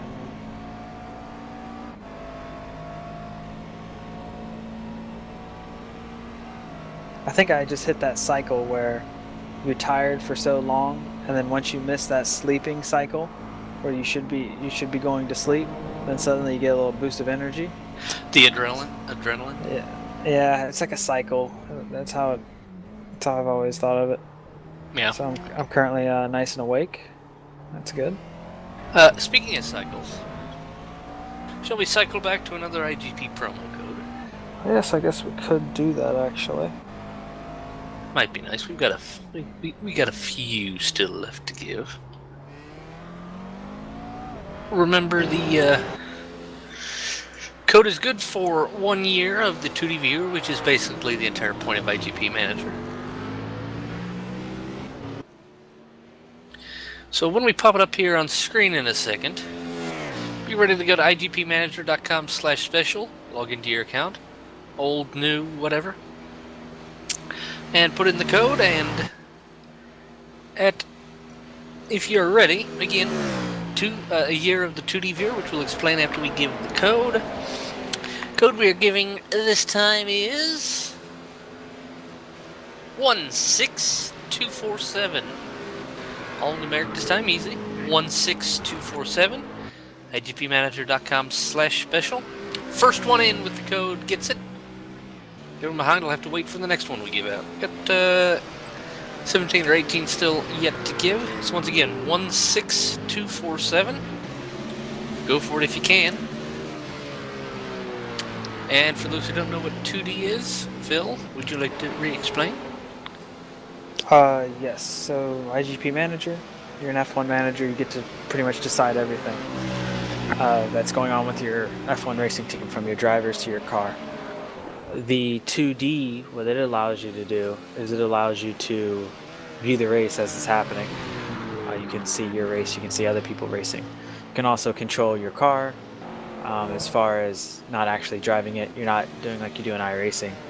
You just tell your driver, how much to push, how much to save, saving fuel, saving tires, and basically just, making strategy for your drivers and whatnot. You get to see all that though live with 2D. It's basically just video for you to actually see, so it's not like looking at a live timing screen. It helps a lot when it comes to using curves and stuff like that. So it's a very useful thing, and I believe it's worth about £30. So it's a really good offer by Jack Bassford and the IGP crew. I believe Jack said he started IGP because he realized he was crap at racing. He was never going to actually make it anywhere in the real world of racing. I really think he was crap at racing. Well, I mean, getting into the real world of racing. Yeah. So I figured it was a nice way to make doing kind of the racing managing thing quite accessible.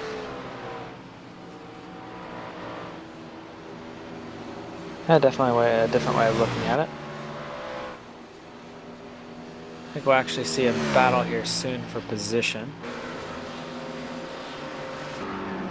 between Marcel Fassbender and Michael Morrison.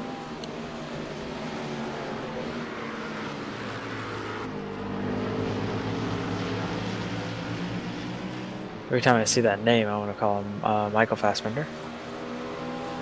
Even though it's Marcel? Yes. I just see Fassbender. For anyone who normally races in a GT3 series, you normally see him in a roof. However, his team has signed up a bunch of BMWs, and therefore, well, he's racing a BMW with them.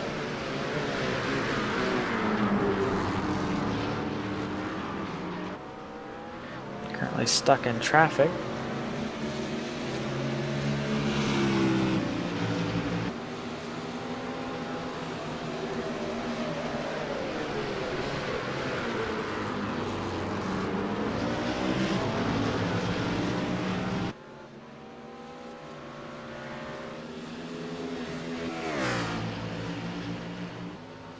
Actually not getting much help right now from the car directly in front. Besides the fact, I guess the draft is nice. However, he probably wants to be able to get around here. And that lapped car just kind of drifting off to the side. Yeah, Quickly, as if he was yielding. Yes. Here he goes now. Yielded the position. Marcel shouldn't be too upset about that because he gave him a huge draft down the Kimmel Straight.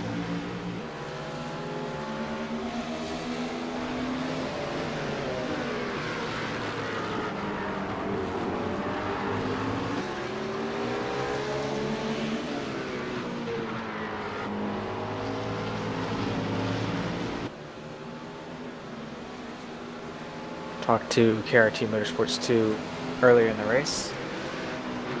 It was Corey Davis that we spoke to. Pretty confident about this race so far. They started pretty much in last position, and they've drove through now to the 26th position. Rather quiet, no big incidents or anything like that. A few hairy moments, but I believe every team's had that.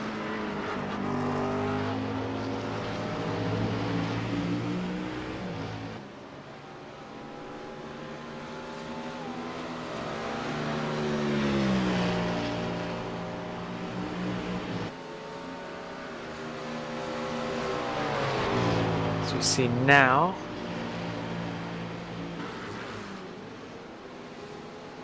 Looks like Marcel Fassbender right on the tail of the KRT Motorsport car. yes, gonna possibly, nope, I was gonna say make a move now.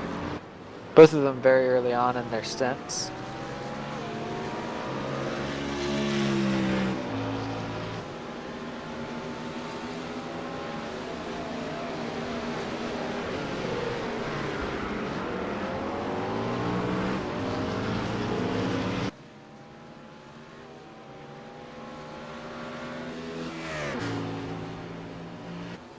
Hours and 15 minutes left in this race.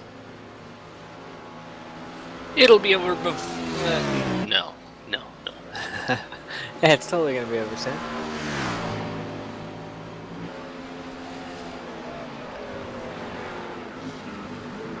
As We see Fassbender now. gets to the inside, heading into Lecombe. KRT sticking with it on braking, but gonna stay side by side in the Malmedy. Wow. KRT sticking it around the outside.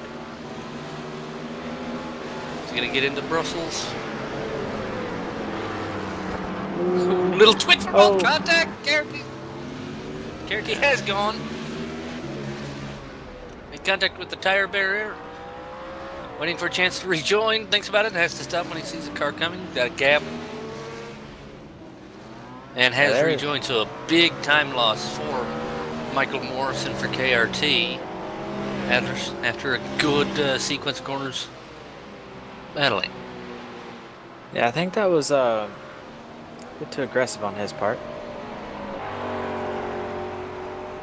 Thought he had Marcel cleared, tried to pinch him in the center of the corner, and Marcel was pretty much there. I think it was line contact that originally got him to spin, but I think he squeezed Marcel a bit too much to the inside curb there.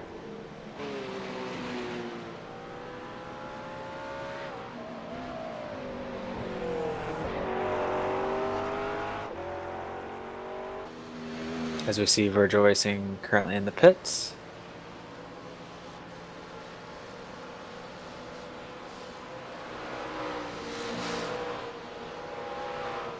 The driver change looks like it's going to be happening there. See a Mad Cow Racing 1 car driving by.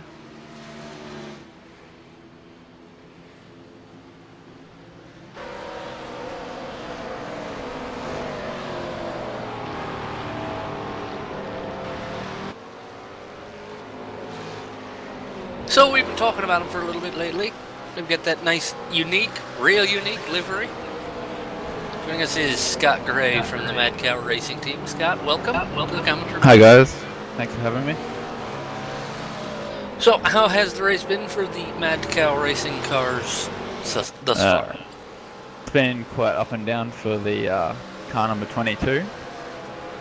Started off, I didn't see it, but Philip was driving, and I know he had a few people give him a few dive bombs at the start, but from there he worked his way gradually back up before handing off to me 3 hours in.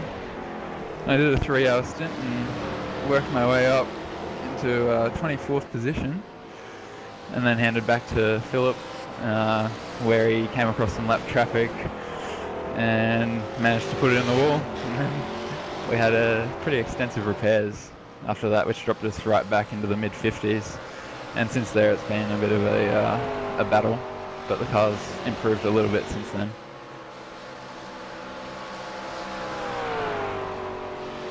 Do you know anything about your the 102 car, the McLaren? I know the 102's been doing pretty well, actually.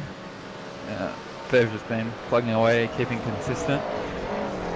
They had one accident a few hours ago, but they had a free repair still, so they managed to get back out without losing too much time.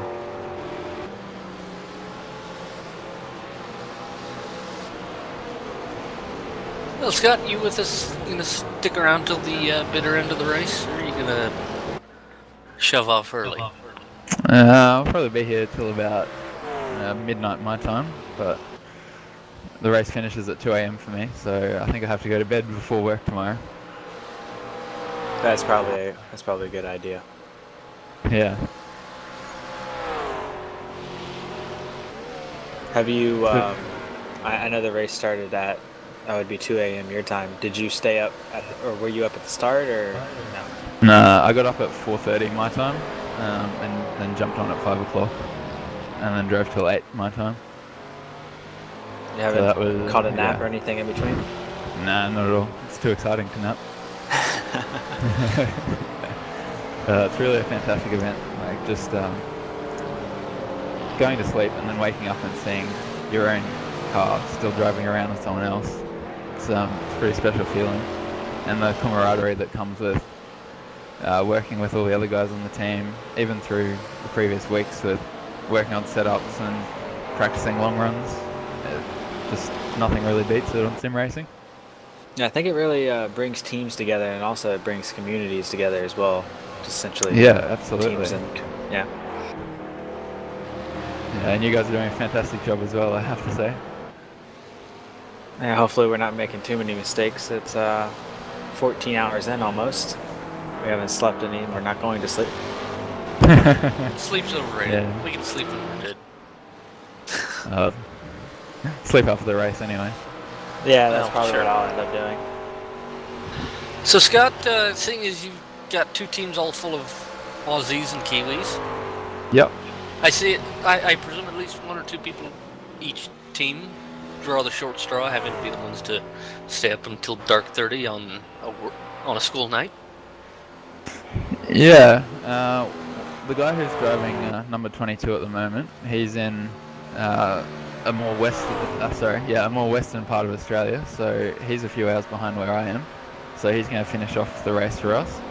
So that'll only be like midnight for him instead of 2 a.m. So that's how that worked out.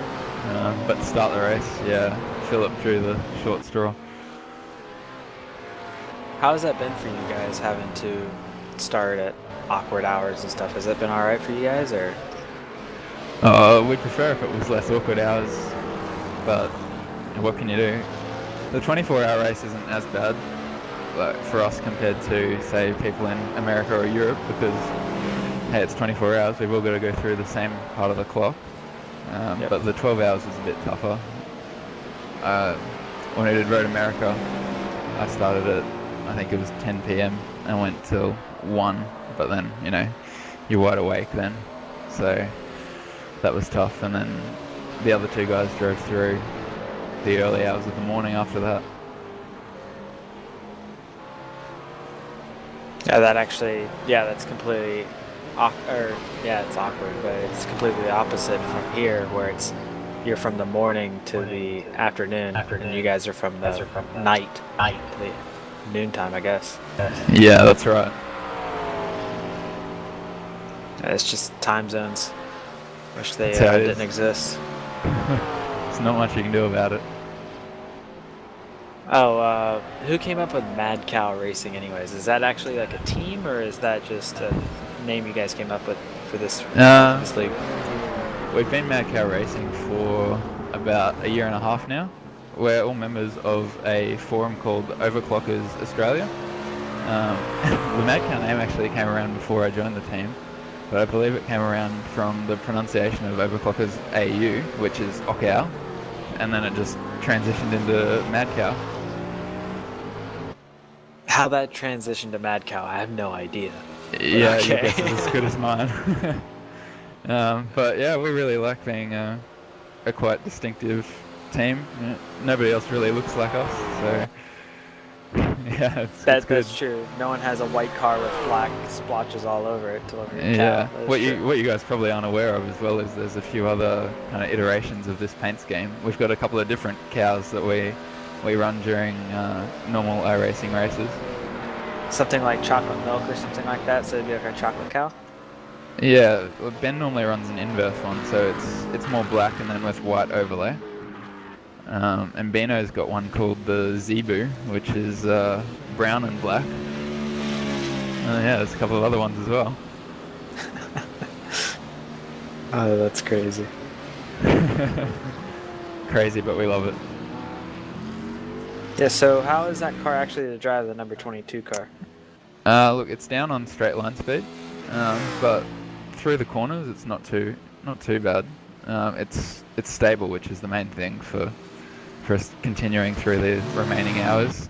If it was unstable, we probably would have put it in the wall again, but I had no problem with the last 3 hour stint I did, just keeping it going. It was probably about a second off my pace when it was undamaged.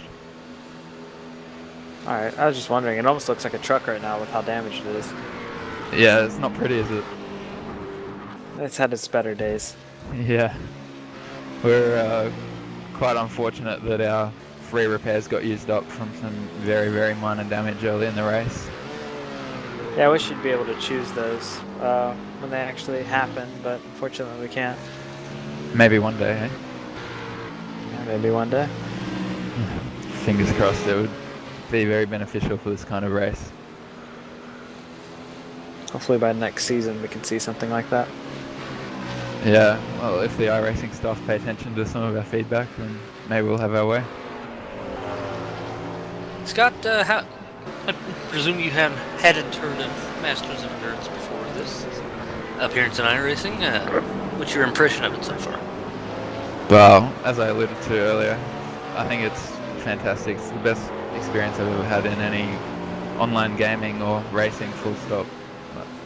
The organisation's really good, and as I said, it's just so fun working as a team as well. But you guys, you give really clear information as well, which takes away a bit of the stress about what's actually going to happen. Excellent, and of course, you all being from the land down under, I guess you're all extraordinarily looking forward to the Bathurst round. Oh yeah, I'm pretty excited for that. I think it'll be a bit of a bloodbath. I'm hoping not. You're hoping, really, but yeah. what do you expect? Yeah, I'm glad I didn't make it the 12-hour race to begin with. Because that would have been a bad way to start off the season, I think. But I think everyone's going to get pretty patient by the final round. I think you have to be around Bathurst. Lap traffic is going to be very interesting though. Yeah, I have no idea how that's going to work out. Yeah. That's the thing I'm most worried about. That, and also someone losing the car. Traffic jam. Yeah, going down the hill. Or the mountain, I should say. I think if you come up on traffic across the top of the mountain, unless they really get out of your way, you're just going to have to wait until you come down Conrod Straight. And depending upon how slow that traffic is, you can really be losing and gaining time each lap. Oh, yeah, you could be losing multiple seconds. Like even if you're behind a fast driver who's at the end of a stint, like an hour of running on tyres, you lose several seconds across the top, no problem. It's gonna be I can just see it coming up McPhillamy towards Skyline. Someone's gonna run wide, exiting McPhillamy, and wipe out half the field in lap 1. Wow, that positivity, man. That positivity. Hey! I saw Hits what me happened. deep. I saw what happened during the gridding today. I didn't And see it- what and happened it during just- the gridding. And it You just should be happy. reinforced my cynicism. I'm not sure whether I want to start that race or not. Take the responsibility of surviving or put it in someone else's hands. Have you actually ever been to Bathurst for a race? I have not. I've driven past the Bathurst area, but I haven't had a chance to go there. I was actually considering going to the Bathurst 12 hours this year. I don't know if I'll be able to fit it in. You've been to any of the V8 Supercar Series races around the country? Yeah, I've been to the ones at Queensland Raceway. That's near where I live, about half an hour away. It's not the most exciting track, but the cars are brutal. And I've also seen them around Albert Park for when they've supported the Formula One there. How about any of the other Australian National Series? I think isn't there a Australian GT3 series? There's a GT series. It's got a few cars. It's nothing like the Longpain or anything like that. And you have there was a one-off kind of GT3 event a few weeks ago in New Zealand as well, which is pretty cool. I think I heard of that one, actually. I'm trying to think of what the track name is. I can't remember. Sorry. It's quite a new track. Oh, that's right. Highlands. Actually, don't know about that race, which is strange. Yeah, it's I hadn't heard of it before either, but it's got really good reviews from all the drivers. So it's got like a corner from each of the great tracks around the world. Oh, kind of like they tried to do with Circuit of the Americas. Yeah, kind of like that.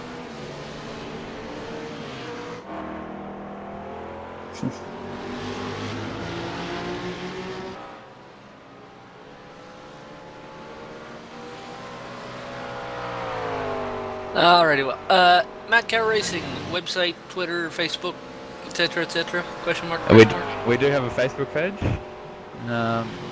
but our main tool of communication is the Overclockers forum.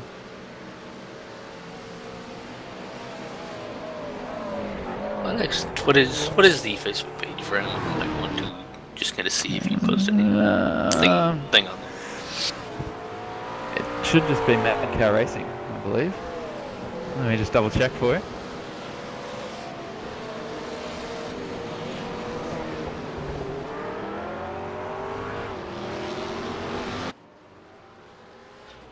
While he looks it up, just want to mention we have crossed under 10 hours remaining in this 24-hour race.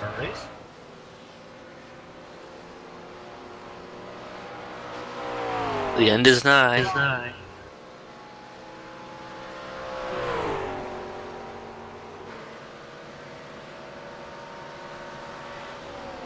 Can almost see the end of this race. Surely it's almost there. Our Facebook page has actually gone missing in action, but if anyone wants to get in contact with us, just Google search Overclockers Australia and then go to the forum section, PC section, and there is a massive iRacing thread there. Cool stuff. Oh, good. Well, I wish you all the best of luck for the rest of this race and the season. Thank you very much for And having a chat to me. Yes, sir, and we will see you at Coda and Bathurst, hopefully. I look forward to it. Thanks, guys. Cheers. Good luck.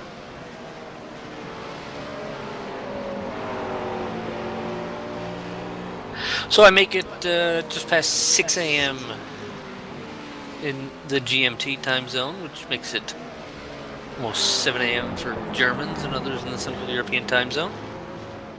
And it's 1 a.m. for myself, Jonathan Palmer, and Mr. Phil Diaz.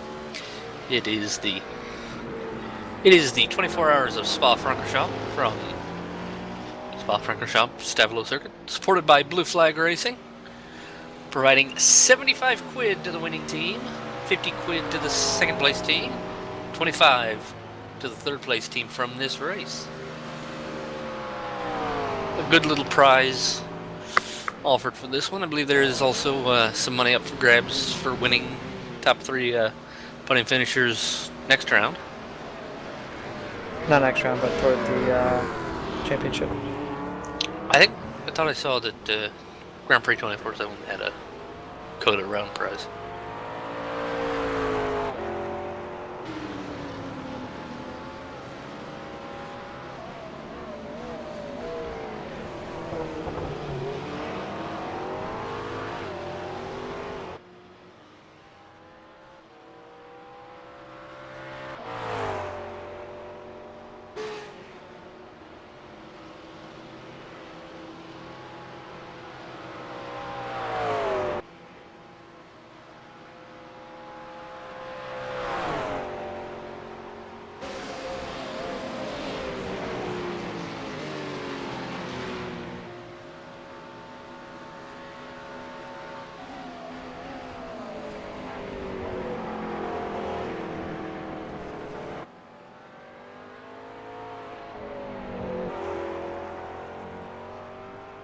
We just saw the Ham Endurance team now moved up to the 40th position.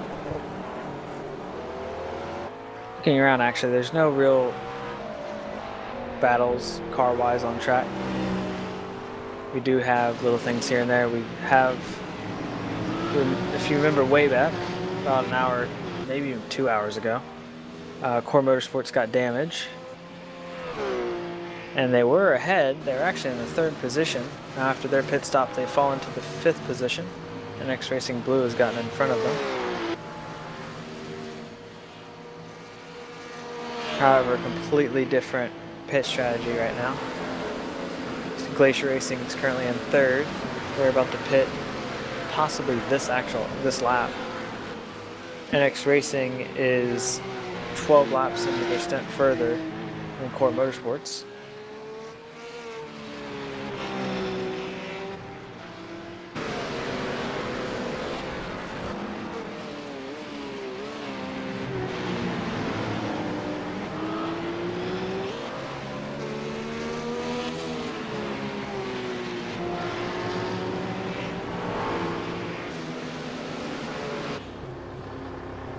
Mad Cow Racing 2 currently into the pits. Just put out of the 9th position. And you see just behind them, the Glacier Racing car. Well, it is now actually behind the gates there. We'll shout out also to the Radicals Online 2 car. The roof has been rather consistent, been in the top 10 for pretty much most of the race, if not all of the race.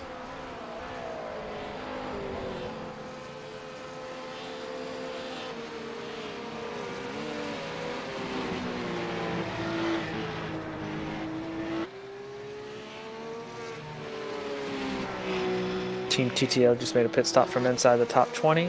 Richard Hamstead got out and Matthew Hill just entered. Should be pulling off here shortly.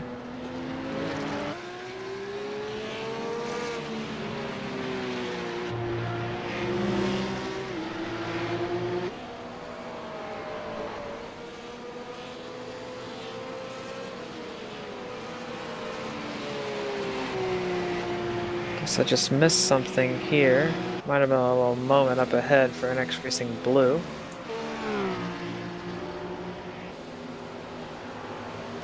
Close the gap from... Oh, actually, Core Motorsports just gained a second and a half that last lap. I believe this is because of the fresh tires, and also if you see those gaggle of cars on your screen right now, and X Racing Blue just got by all of those last lap. Core Motorsports up next to do all of that.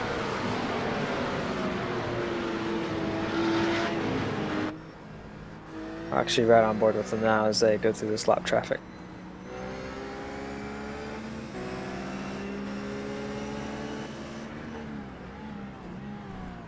Ooh, very late dive there.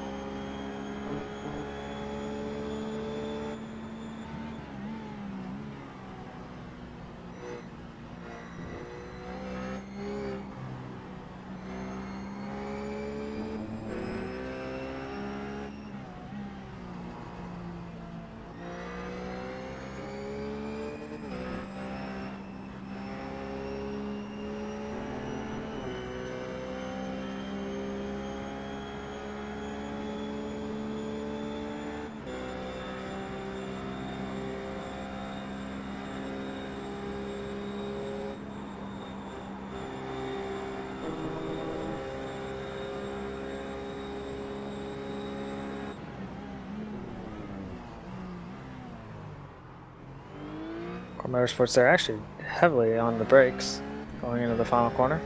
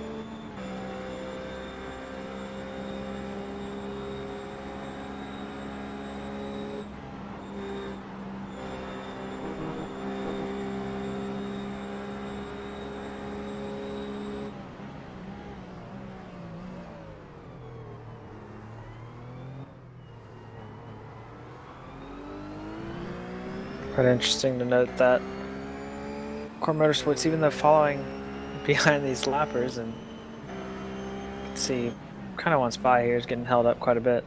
He is gaining on NX Racing Blue, who has older tires. About 6 to 7 laps from pitting. Sorry about that, 5 to 6 laps. Live timing just updated. 2 cars between NX Blue and Core Motorsports. Core Motorsports just do a little weavy thing on the pit straight. Yeah, just letting the cars behind know that, hey, I want to get by. But as you can see, he's not that close, so it's not like he's... They just came out of the pits as well. At least Team TTL did. So it's not like they're really bothering him too much. Actually looks to have backed off down Camel.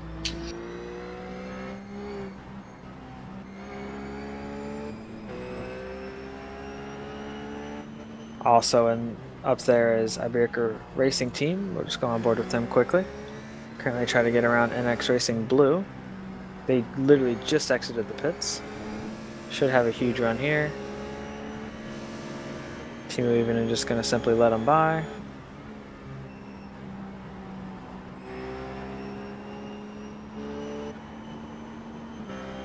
That wasn't a battle for position or anything like that. Iberica Racing Team's actually a lap behind NX Racing Blue.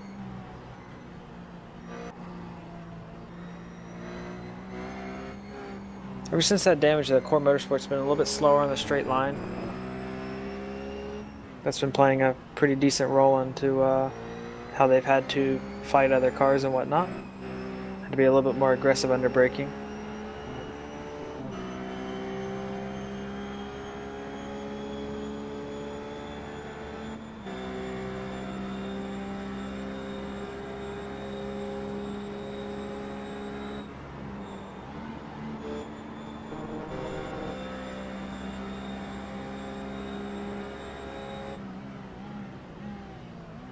Team TTL there, passing the Marlboro Motorsport car.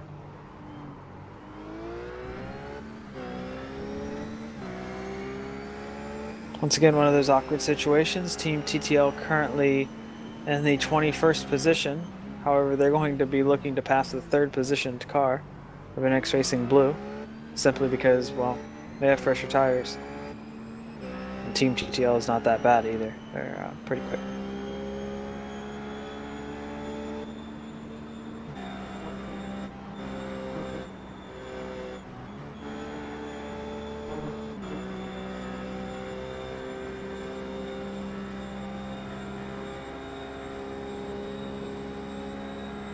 Simon Cantell just disconnected from the server. I think that's finally him going to sleep for the night. It's 6:15 a.m. his time. He's done all of his night stunts.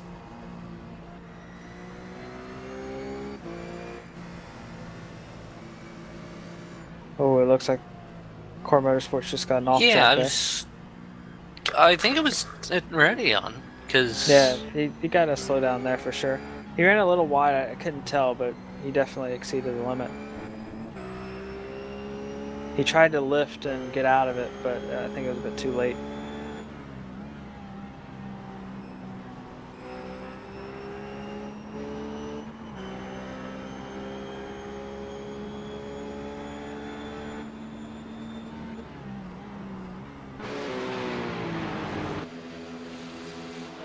Just going back up to the front here, we're going to have, you can see the gap between the top two. It's about a minute and a half.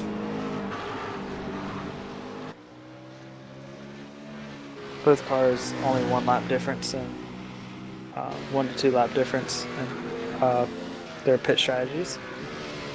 Coanda has tightened it up.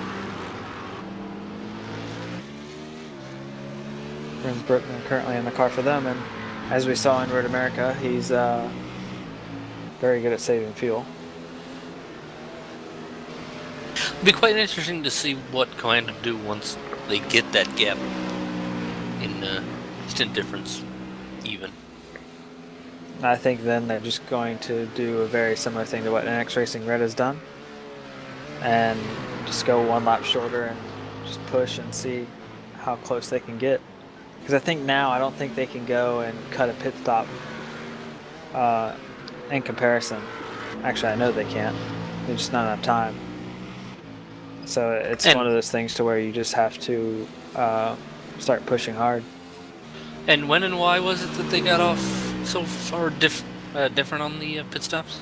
About an hour and a half into the race, they had an incident with a lapped car who was rejoining the circuit. Improper way of rejoining the circuit, and ended up damaging their car. Thankfully, they were able to get back to the pits and use one of the 2 fast tows in order to fix their car and have a nice quick repair. Got back on track and really has come out from outside the top 25 and come all the way up to the 2nd position now.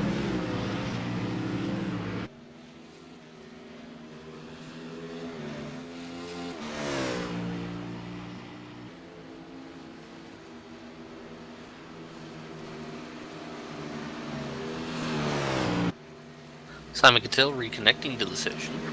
So Yeah. maybe not feeling, but taking over now is apparently the message we got from him. Yeah, I guess him and Timu's, well, I would say the night stint, but this is the early morning stint, so he's definitely messed up his sleeping schedule to do this.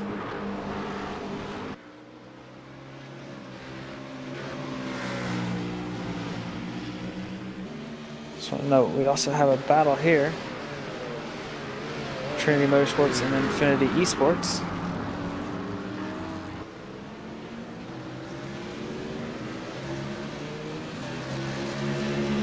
Trinity Motorsports 20 laps since their last stop. Infinity just completing their first lap out of the pit stop. Yeah, I believe this actually happened, the exact same situation, 1 hour ago.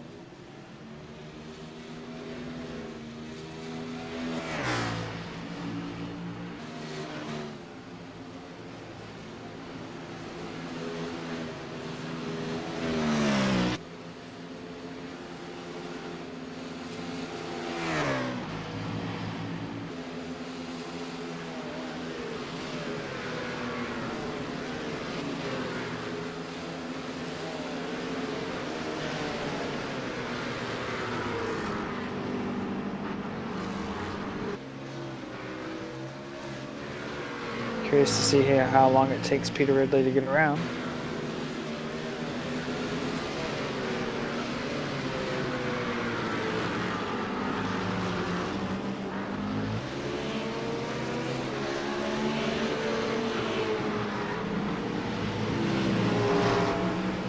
Leader currently working lap 358. 359 actually, just past the finish line.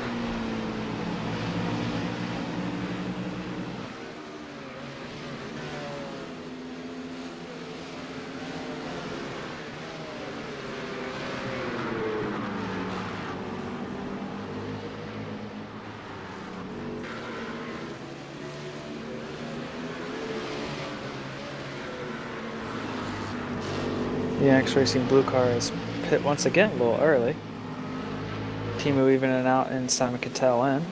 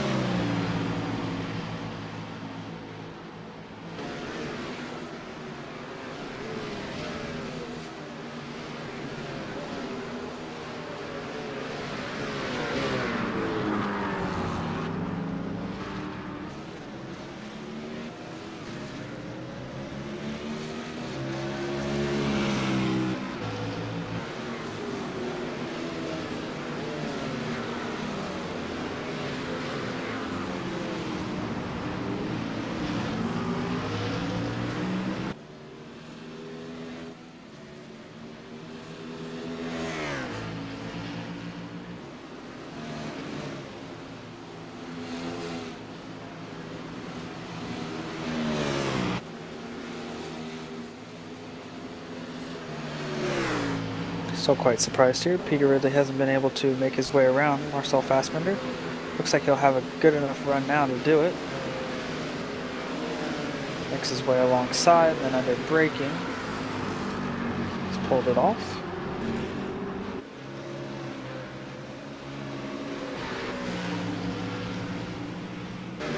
Also ahead of that, we have ahead of that on the track in terms of position. However, technically behind them, you have AB Racing Silver, and you have Team TTL, the third car in line there, orange and black McLaren.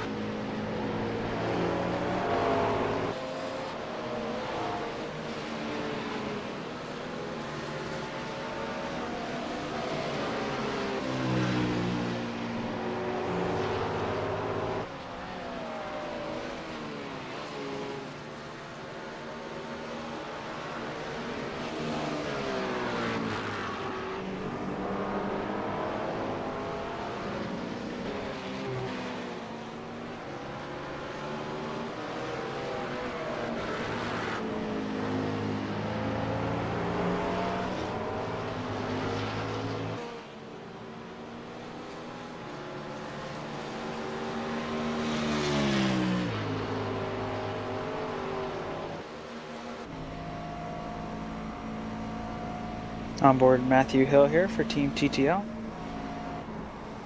Chasing down Christian Pedersen for AB Racing Silver. BMW versus McLaren.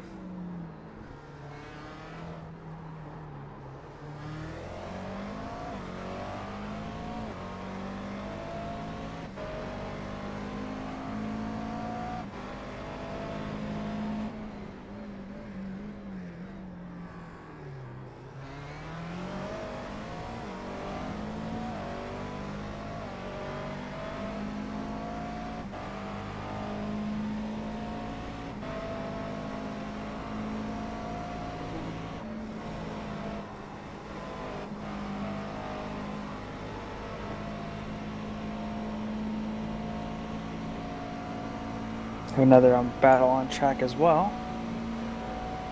Two cars about this distance away from each other. Actually, two other battles on track. Dare I say three even. Now that this has changed hands, let's jump to the next, which is Craig Spark in the number 102 Mad Cow Racing number 2 car, trying to chase down Pure Racing Team 1. Pure Racing Team 1 and Mad Cow Racing fairly close in stops, 3 laps different. Pure Racing Team 1 last stop 10 laps ago. Mad Cow Racing 2, who were on board with 7 laps ago.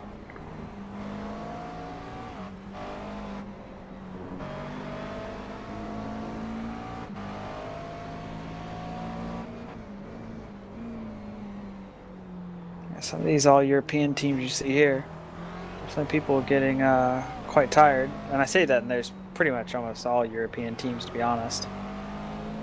You see Anthony Roselli and PJ Sturgis currently leading. I mean, those two guys are from the US, but there's a lot that are from Europe driving at what is essentially 6:30 a.m. for them, or later, actually. Of course, if they had their American counterparts come in around, if they even have American counterparts. Yeah, or maybe some of their other team members from the continent of Europe coming around maybe 8, 9, 10 o'clock. That would clear the primary drivers. Clear the primary drivers by about 9 or 10. Then a 5 or 6 a.m. wake up call wouldn't be too far fetched. You'd do 7 or 8 hours, Kip. Oh, we see a big run here. Yep, and traffic up ahead. Sparks kind of using John G. Hill and CTC Racing 2 kind of as a pick to complete the move. Michael Morrison for KRT Motorsport pits this time, just for reference.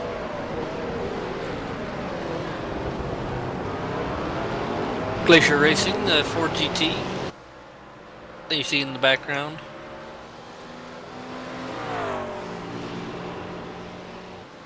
Staying close in. Yep, currently in the 4th position. We're NX Racing Blue Pit. They were able to take the 4th position, and I believe the CTC car that we just saw Glacier overtake will be getting a slowdown on the straightaway. You see him pulling off to the right there.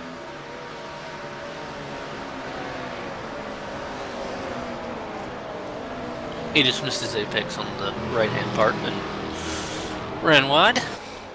Yeah, thankfully he didn't try to stay on, else that would have been a pretty massive accident.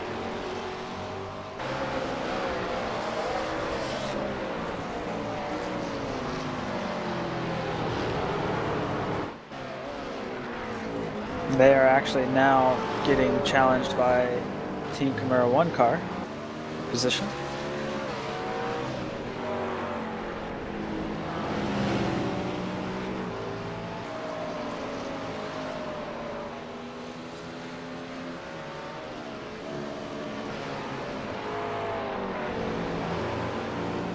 Team Camaro 1 on 8-lap fresh tires.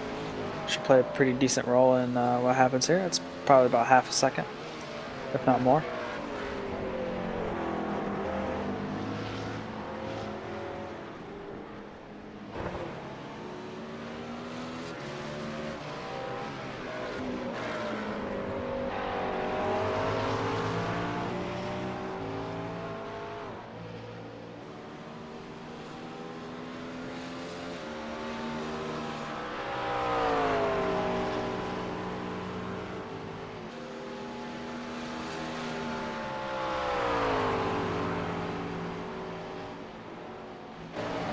Remember double points race here for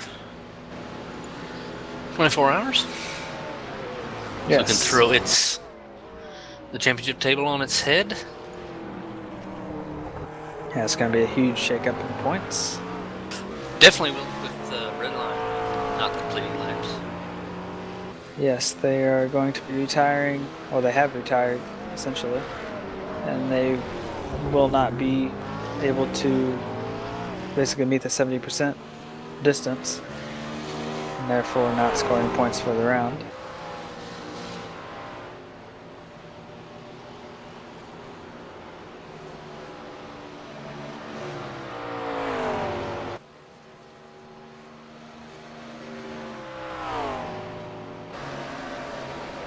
Surprised not to see this Camaro car gaining a little bit more time on CTC Racing 2.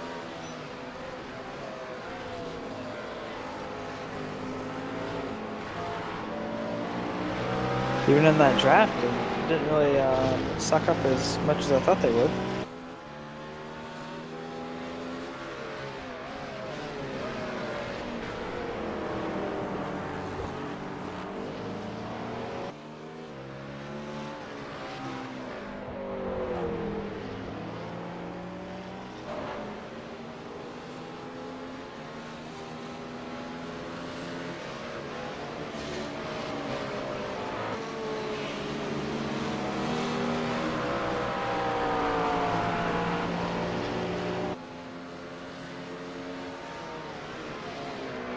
We also just had Simon Grossman just come out of pits for Trinity Motorsports.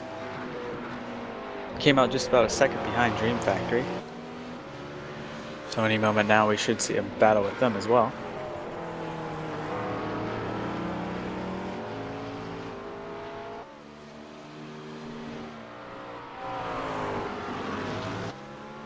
Actually going to flip to that battle, see.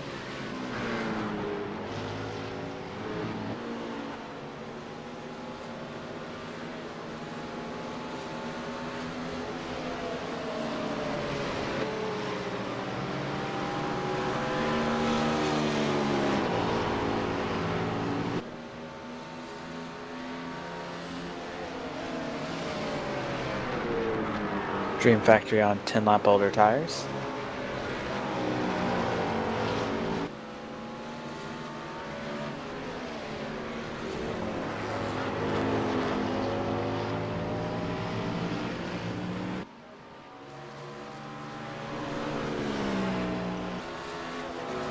Almost seems as if you get new tires and you kind of feel like a superhero for a bit. How much you can gain on other cars. Yeah, new tires are kind of a good feeling. Then you maybe you try to abuse them a little too much. And doesn't always go so well that way.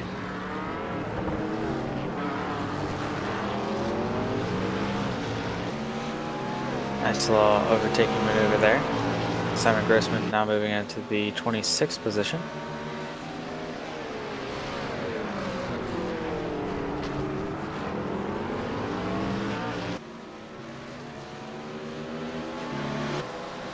Also now, a little group of cars here. See Team Camaro 2 leading a 5-car train. Mad Cow Racing 2 just ahead of Pure Racing Team 1. Yeah, and AB Racing Silver there just in the back of shot. Just went out back of shot. Might make it a 6-car trade if he catches up. Pure Racing Team 1 here. Only car that's actually, well, they're in a battle with Mad Cow Racing 2. Those two cars are the only ones actually on this same lap in this.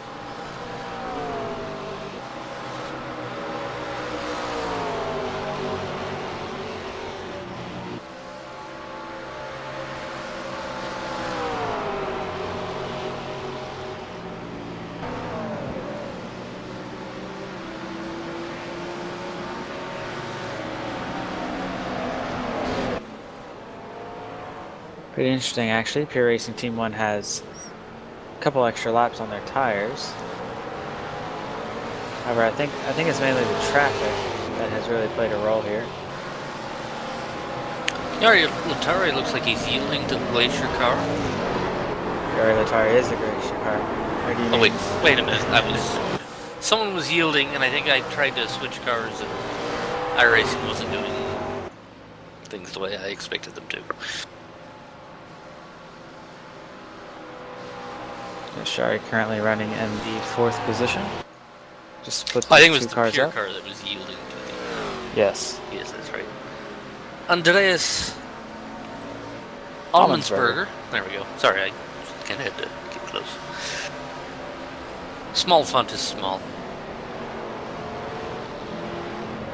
Yeah, we currently have Yari who's on 7 laps less in his tires, or stint, I guess you could say, than the car ahead, which is Core Motorsports. Because of that, we'll see them in 3rd here shortly, once Core Motorsports pits. Before pit stops, I guess I'll show you guys the positions list running across the bottom of the screen. See NX Racing Blue currently a minute and a half lead still. Oh, or sorry, NX Racing Red, minute and a half lead still over Coanda Simsport. Then you have Core Motorsports 3rd, Glacier Racing 4th, NX Blue 5th, and Virgin Racing 6th.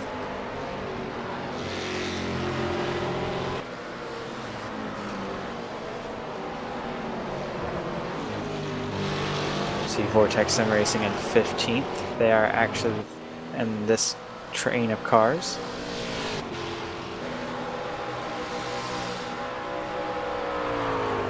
Team TTL up to the 19th position.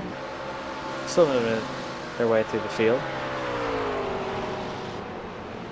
28 seconds to the car in front.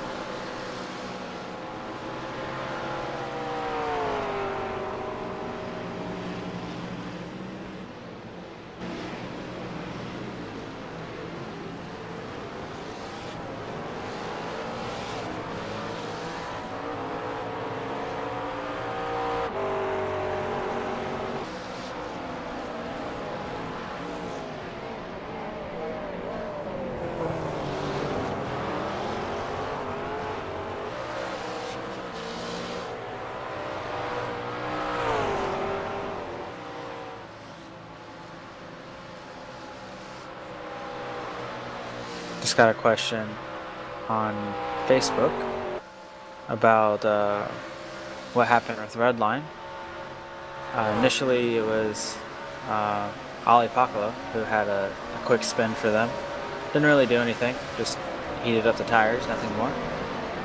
And then after that, Alexei Yakla got in the car and lost it at the top of Eau Rouge and made a pretty violent impact with the wall. Was able to get back to the pits. They were able to repair the car, and then Enzo Benito stepped in and got not much farther, less than an hour, and then had contact with a lapped car, I believe, and that ended up ending their race with very, very heavy damage.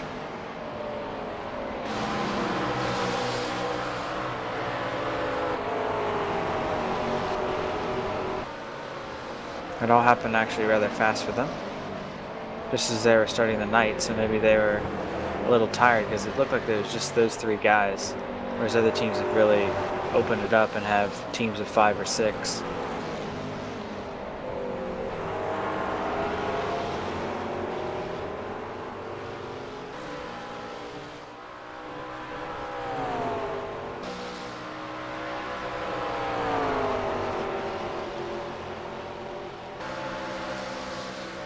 In about 25-30 minutes, we'll do another one of our breaks in the action with the stream, so we can once again keep the recording file under file size limits.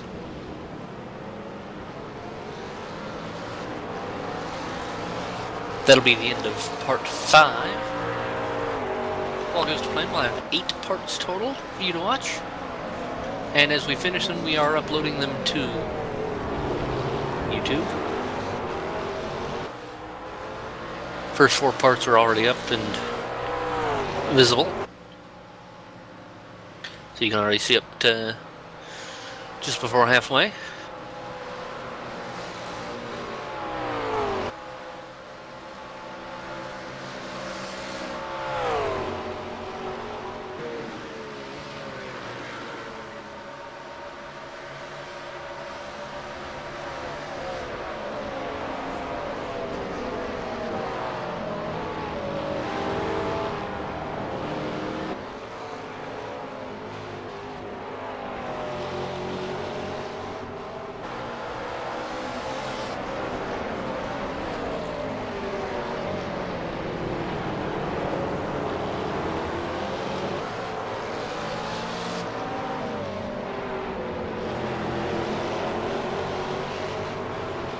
Currently, this train of cars doesn't really like anyone slowing each other down too much.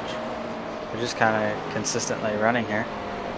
All the cars, if you're wondering why we're not jumping into battles or anything like that, it's because there are no real battles for position. The closest 2 cars on track is actually in this train of cars here.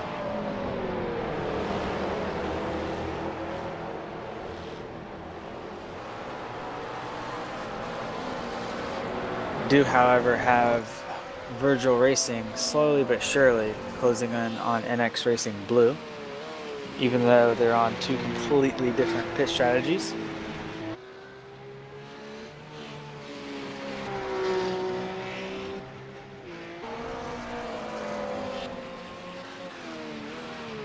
R4R Motorsports and Scott Michaels making a pit stop, currently in the 11th position.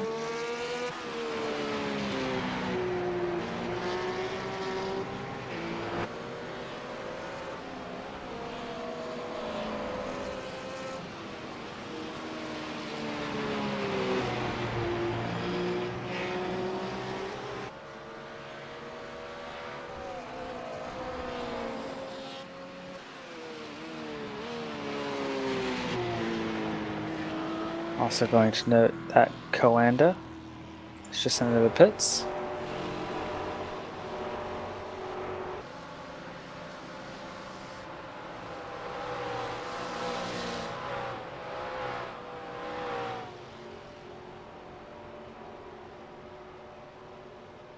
That means that NX Racing Red should be in the pits this next lap. Or, yeah. There you go, they're currently just in the pits.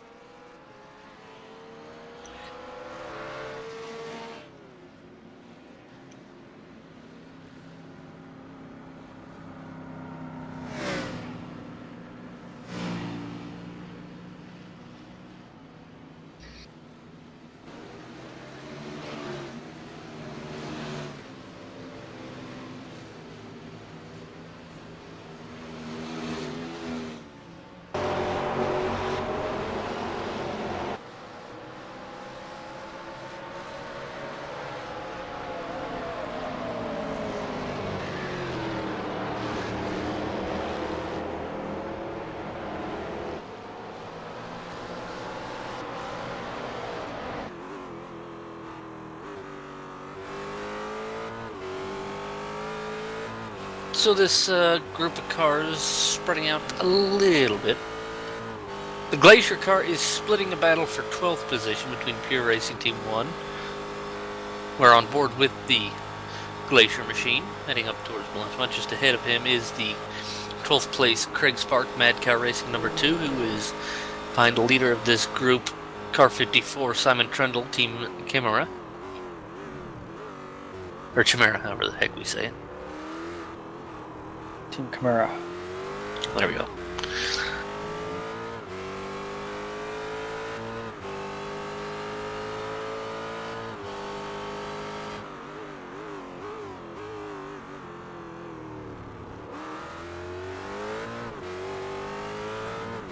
I think actually Glacier might be losing some time here riding along with these other guys. But no one's really been able to make a move on anybody else. Glacier currently 15 laps into their stint and they're already into the 21s, which I don't believe they would like to be in. Interesting to know what their stint plans are, mainly because they don't really have one. Yari is supposed to be driving possibly up to 3 hours straight here, and then things are kind of uncertain for them.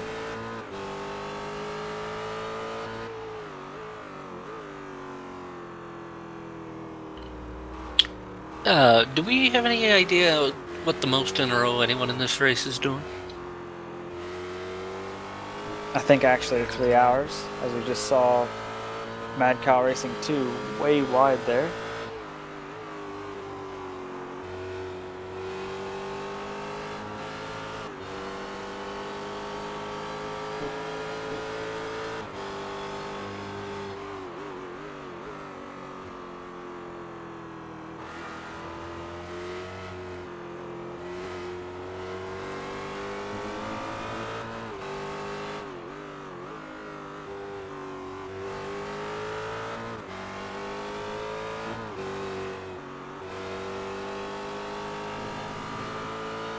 Mad Cow Racing 2 once again off the track.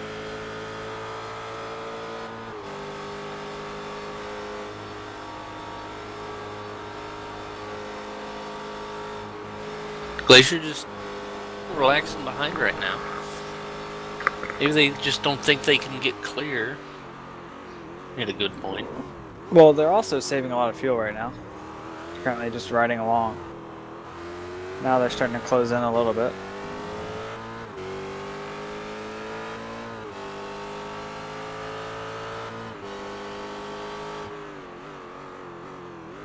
Have to note that behind them is Almondsberger.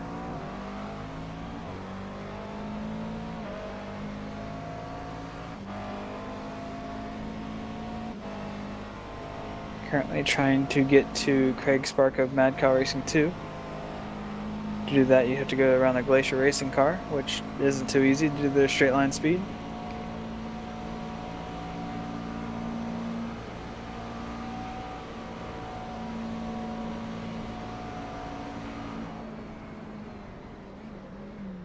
What's the name? It sound like Andreas was flat out down the Kimmel Straight there. You know, I wonder if he's just going to wait behind Glacier and see if he can just follow Glacier through if Glacier ever makes a move on that count too. Possibly. Don't see why not. Probably easier that way.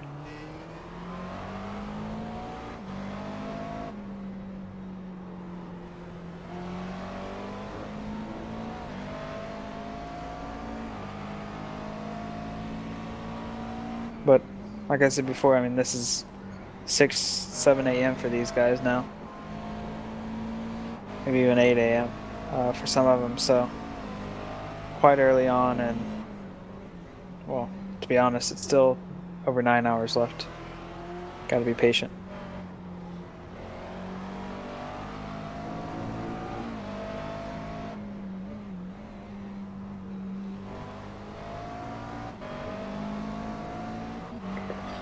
Bit of a dirty windscreen on the Pure Racing car. And we'll be getting that cleared off the next stop, which being about 8 or 9 laps.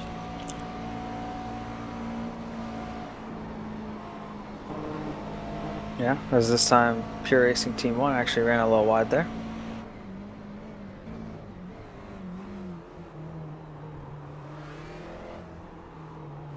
Got a little close there under braking.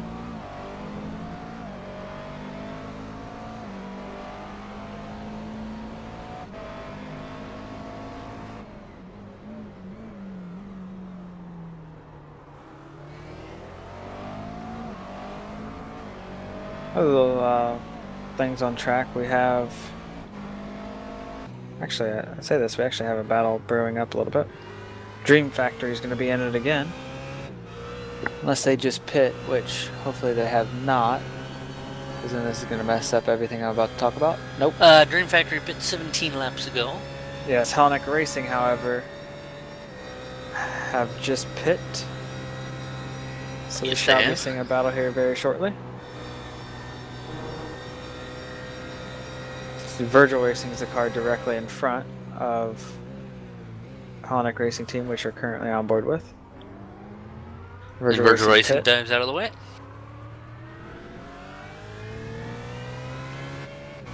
Hellenic Racing have to regroup. Another team that was gridded pretty far back.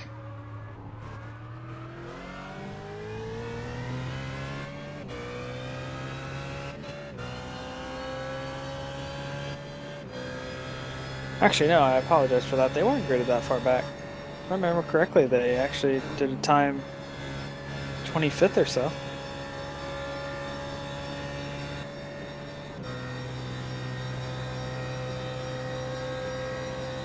Curious to see Who was that? how the Hellenic Racing Team. They started. Well, okay. Let me not look at the iRacing. I have to remember. Don't look at iRacing qualifying.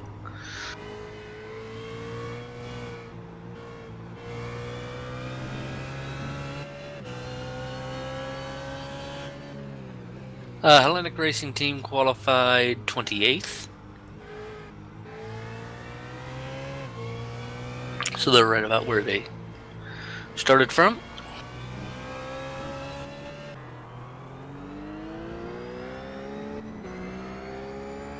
Now that bonnet doesn't look the way it really should on that nose. Oh, yeah, All-Star Racing. Yep. They've had a little bit of contact. They were just really close to number 66 car, which once again I can't pronounce. Team Husenfeld Engineering is how I'll take upon it. We'll go with it. They are 19 laps clear of their most recent pit stop. All-Star Race Team is 4. Yeah, so we should see a battle here shortly for position.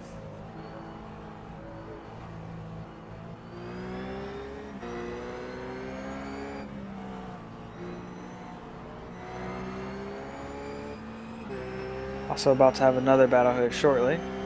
Number 35 car, Radicals on line 2.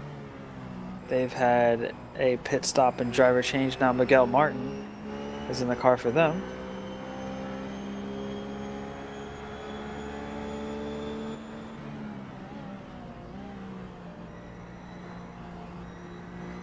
Miguel, probably mostly known by people racing the F1 car here in iRacing.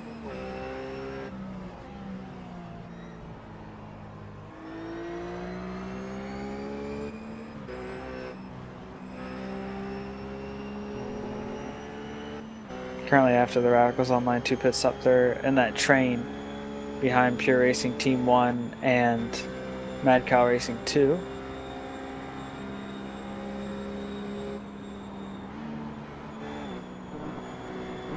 Remains a 5 car. Serpentine.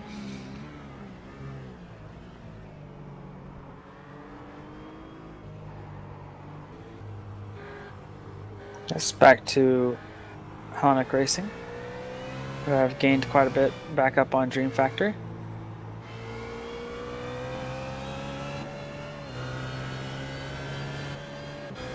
Possibly going to have a run here out of Wuhan. Ooh, if they haven't entered the corner too quick.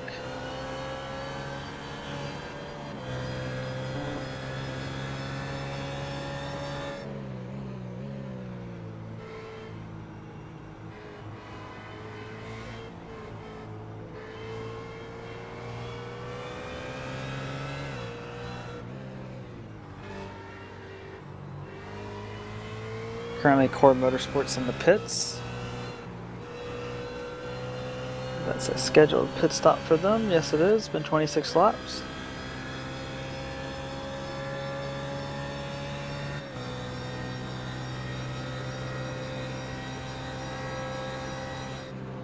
Miguel Martin must have had a little issue there while in the train, because now he's dropped back quite a bit. It's a couple seconds or so. You see co-ed Sim Sport. Oh, in a car. I want to say that was Ham Endurance Team. This is coming in from the right side of the chicane.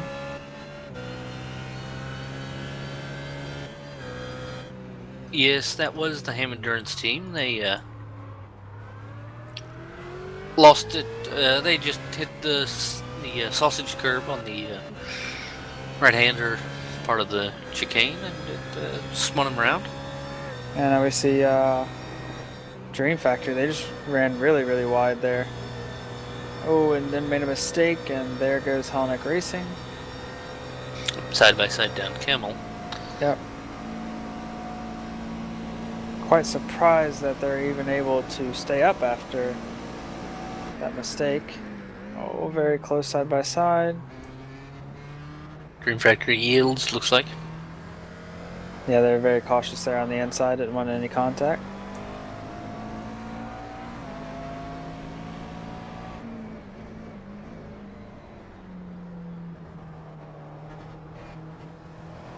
Quite curious what happened to Miguel Martin. The Radicals on line 2 car. The reason I say that is because he was just behind Andreas Amensberger for Pure Racing Team 1. I don't see any damage on the car. It's just now he's 5.7 seconds back.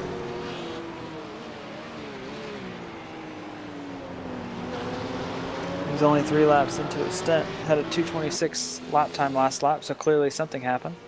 Maybe he had a slowdown. I'm looking.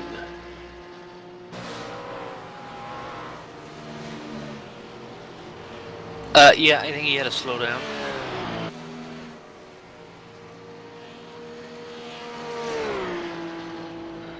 It didn't even really cut a rouge that much, but pulled off to the right on Kemmel and slowed down the previous lap.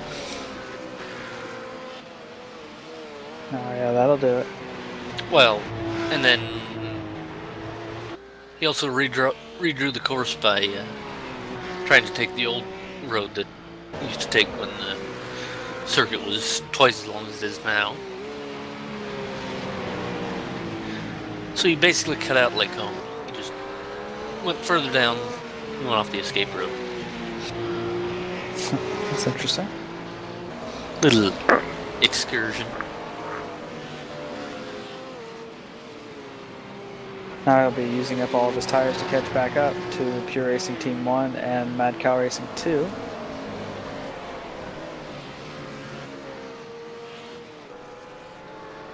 The battle for 31st still continues. Alex Lane for All-Star Racing Team. Trying to get the damaged car up into the top 30.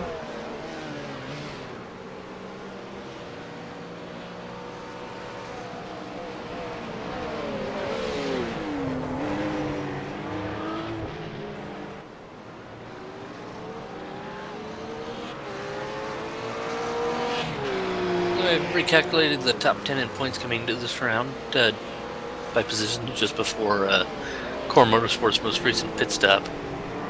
It'll drop red line all the way down to 9th, at the very least, I should say. Next racing red would be, if the race ended now, that's 45 points clear of Core Motorsports, and Core Motorsports would be 6 points clear of Coanda Sim Sports. Yeah, Coanda, big gainers in this. Glacier Racing would be up to 5th.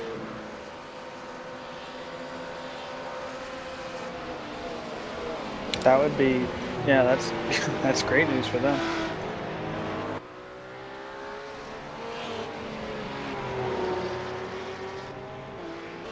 £100 is the standard offer for one next round, so since it's double points round, it is 200 points if you're P1. And there goes All-Star Racing Team.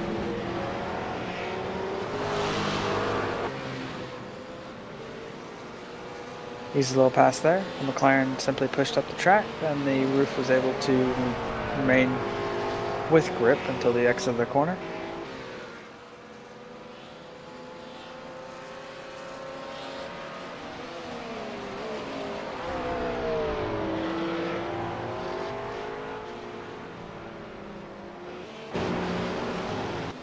Meanwhile, back at the ranch, with this gaggle of 5 cars.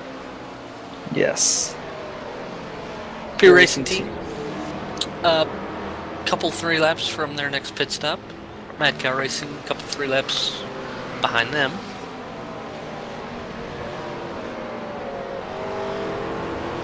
Be interesting to see who can push, maybe get a better pit stop.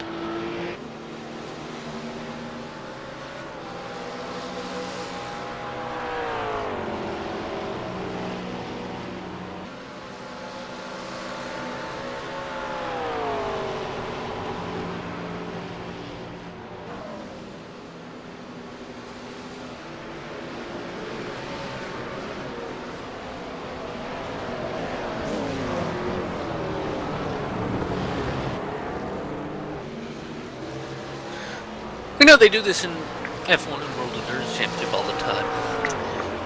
Would a team really try to figure out where they might end up here in iRacing? Would a team manager try to look at the gaps and kind of where cars are and see where they might end up if they took a pit stop now instead of later? Well, in endurance racing, it's a bit different because you want as least amount of pit stops as possible normally.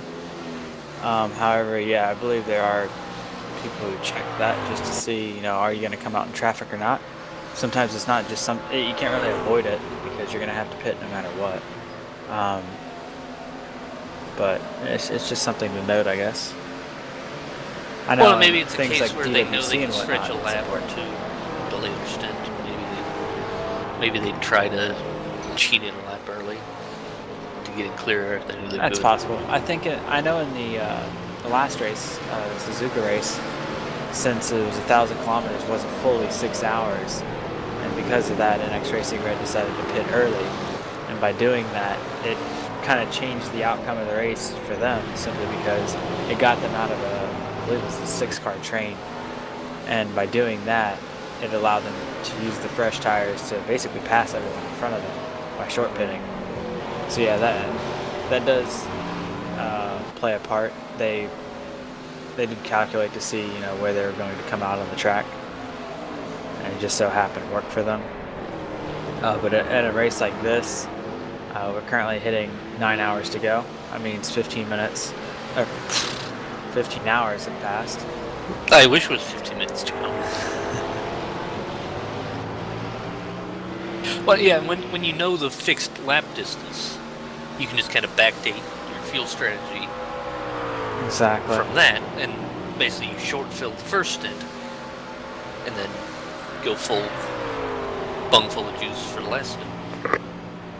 Yeah, something like that, pretty much, is what you would do.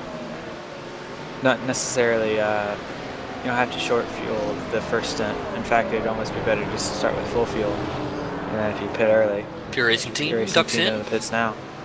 If you pit early, then you just take less fuel, so you gain even more time.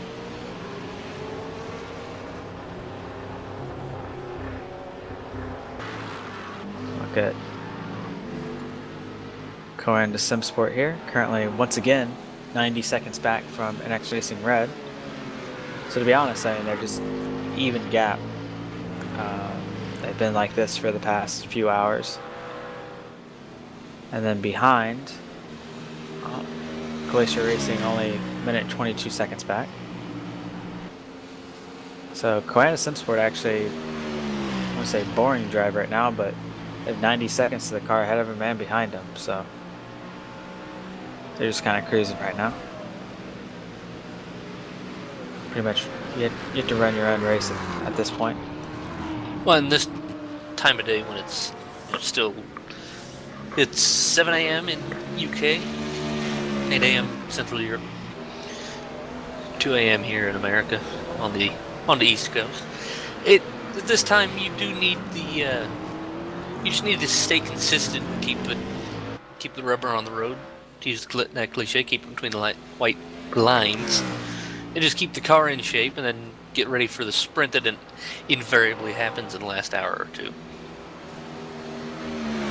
Yeah, we always call it a sprint, but really nothing's changed too much. Unless you're in a battle, then you get a tad bit more aggressive, even though you probably shouldn't.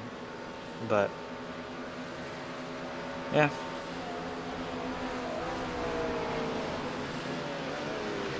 Well, since we have just crossed over the 9 hours to go mark, we'll get 2 more parts out of this. We're going to stop the stream here for a second and let it restart. Get about half a minute, and you should be back with us here on simrace.tv. 9 hours to go.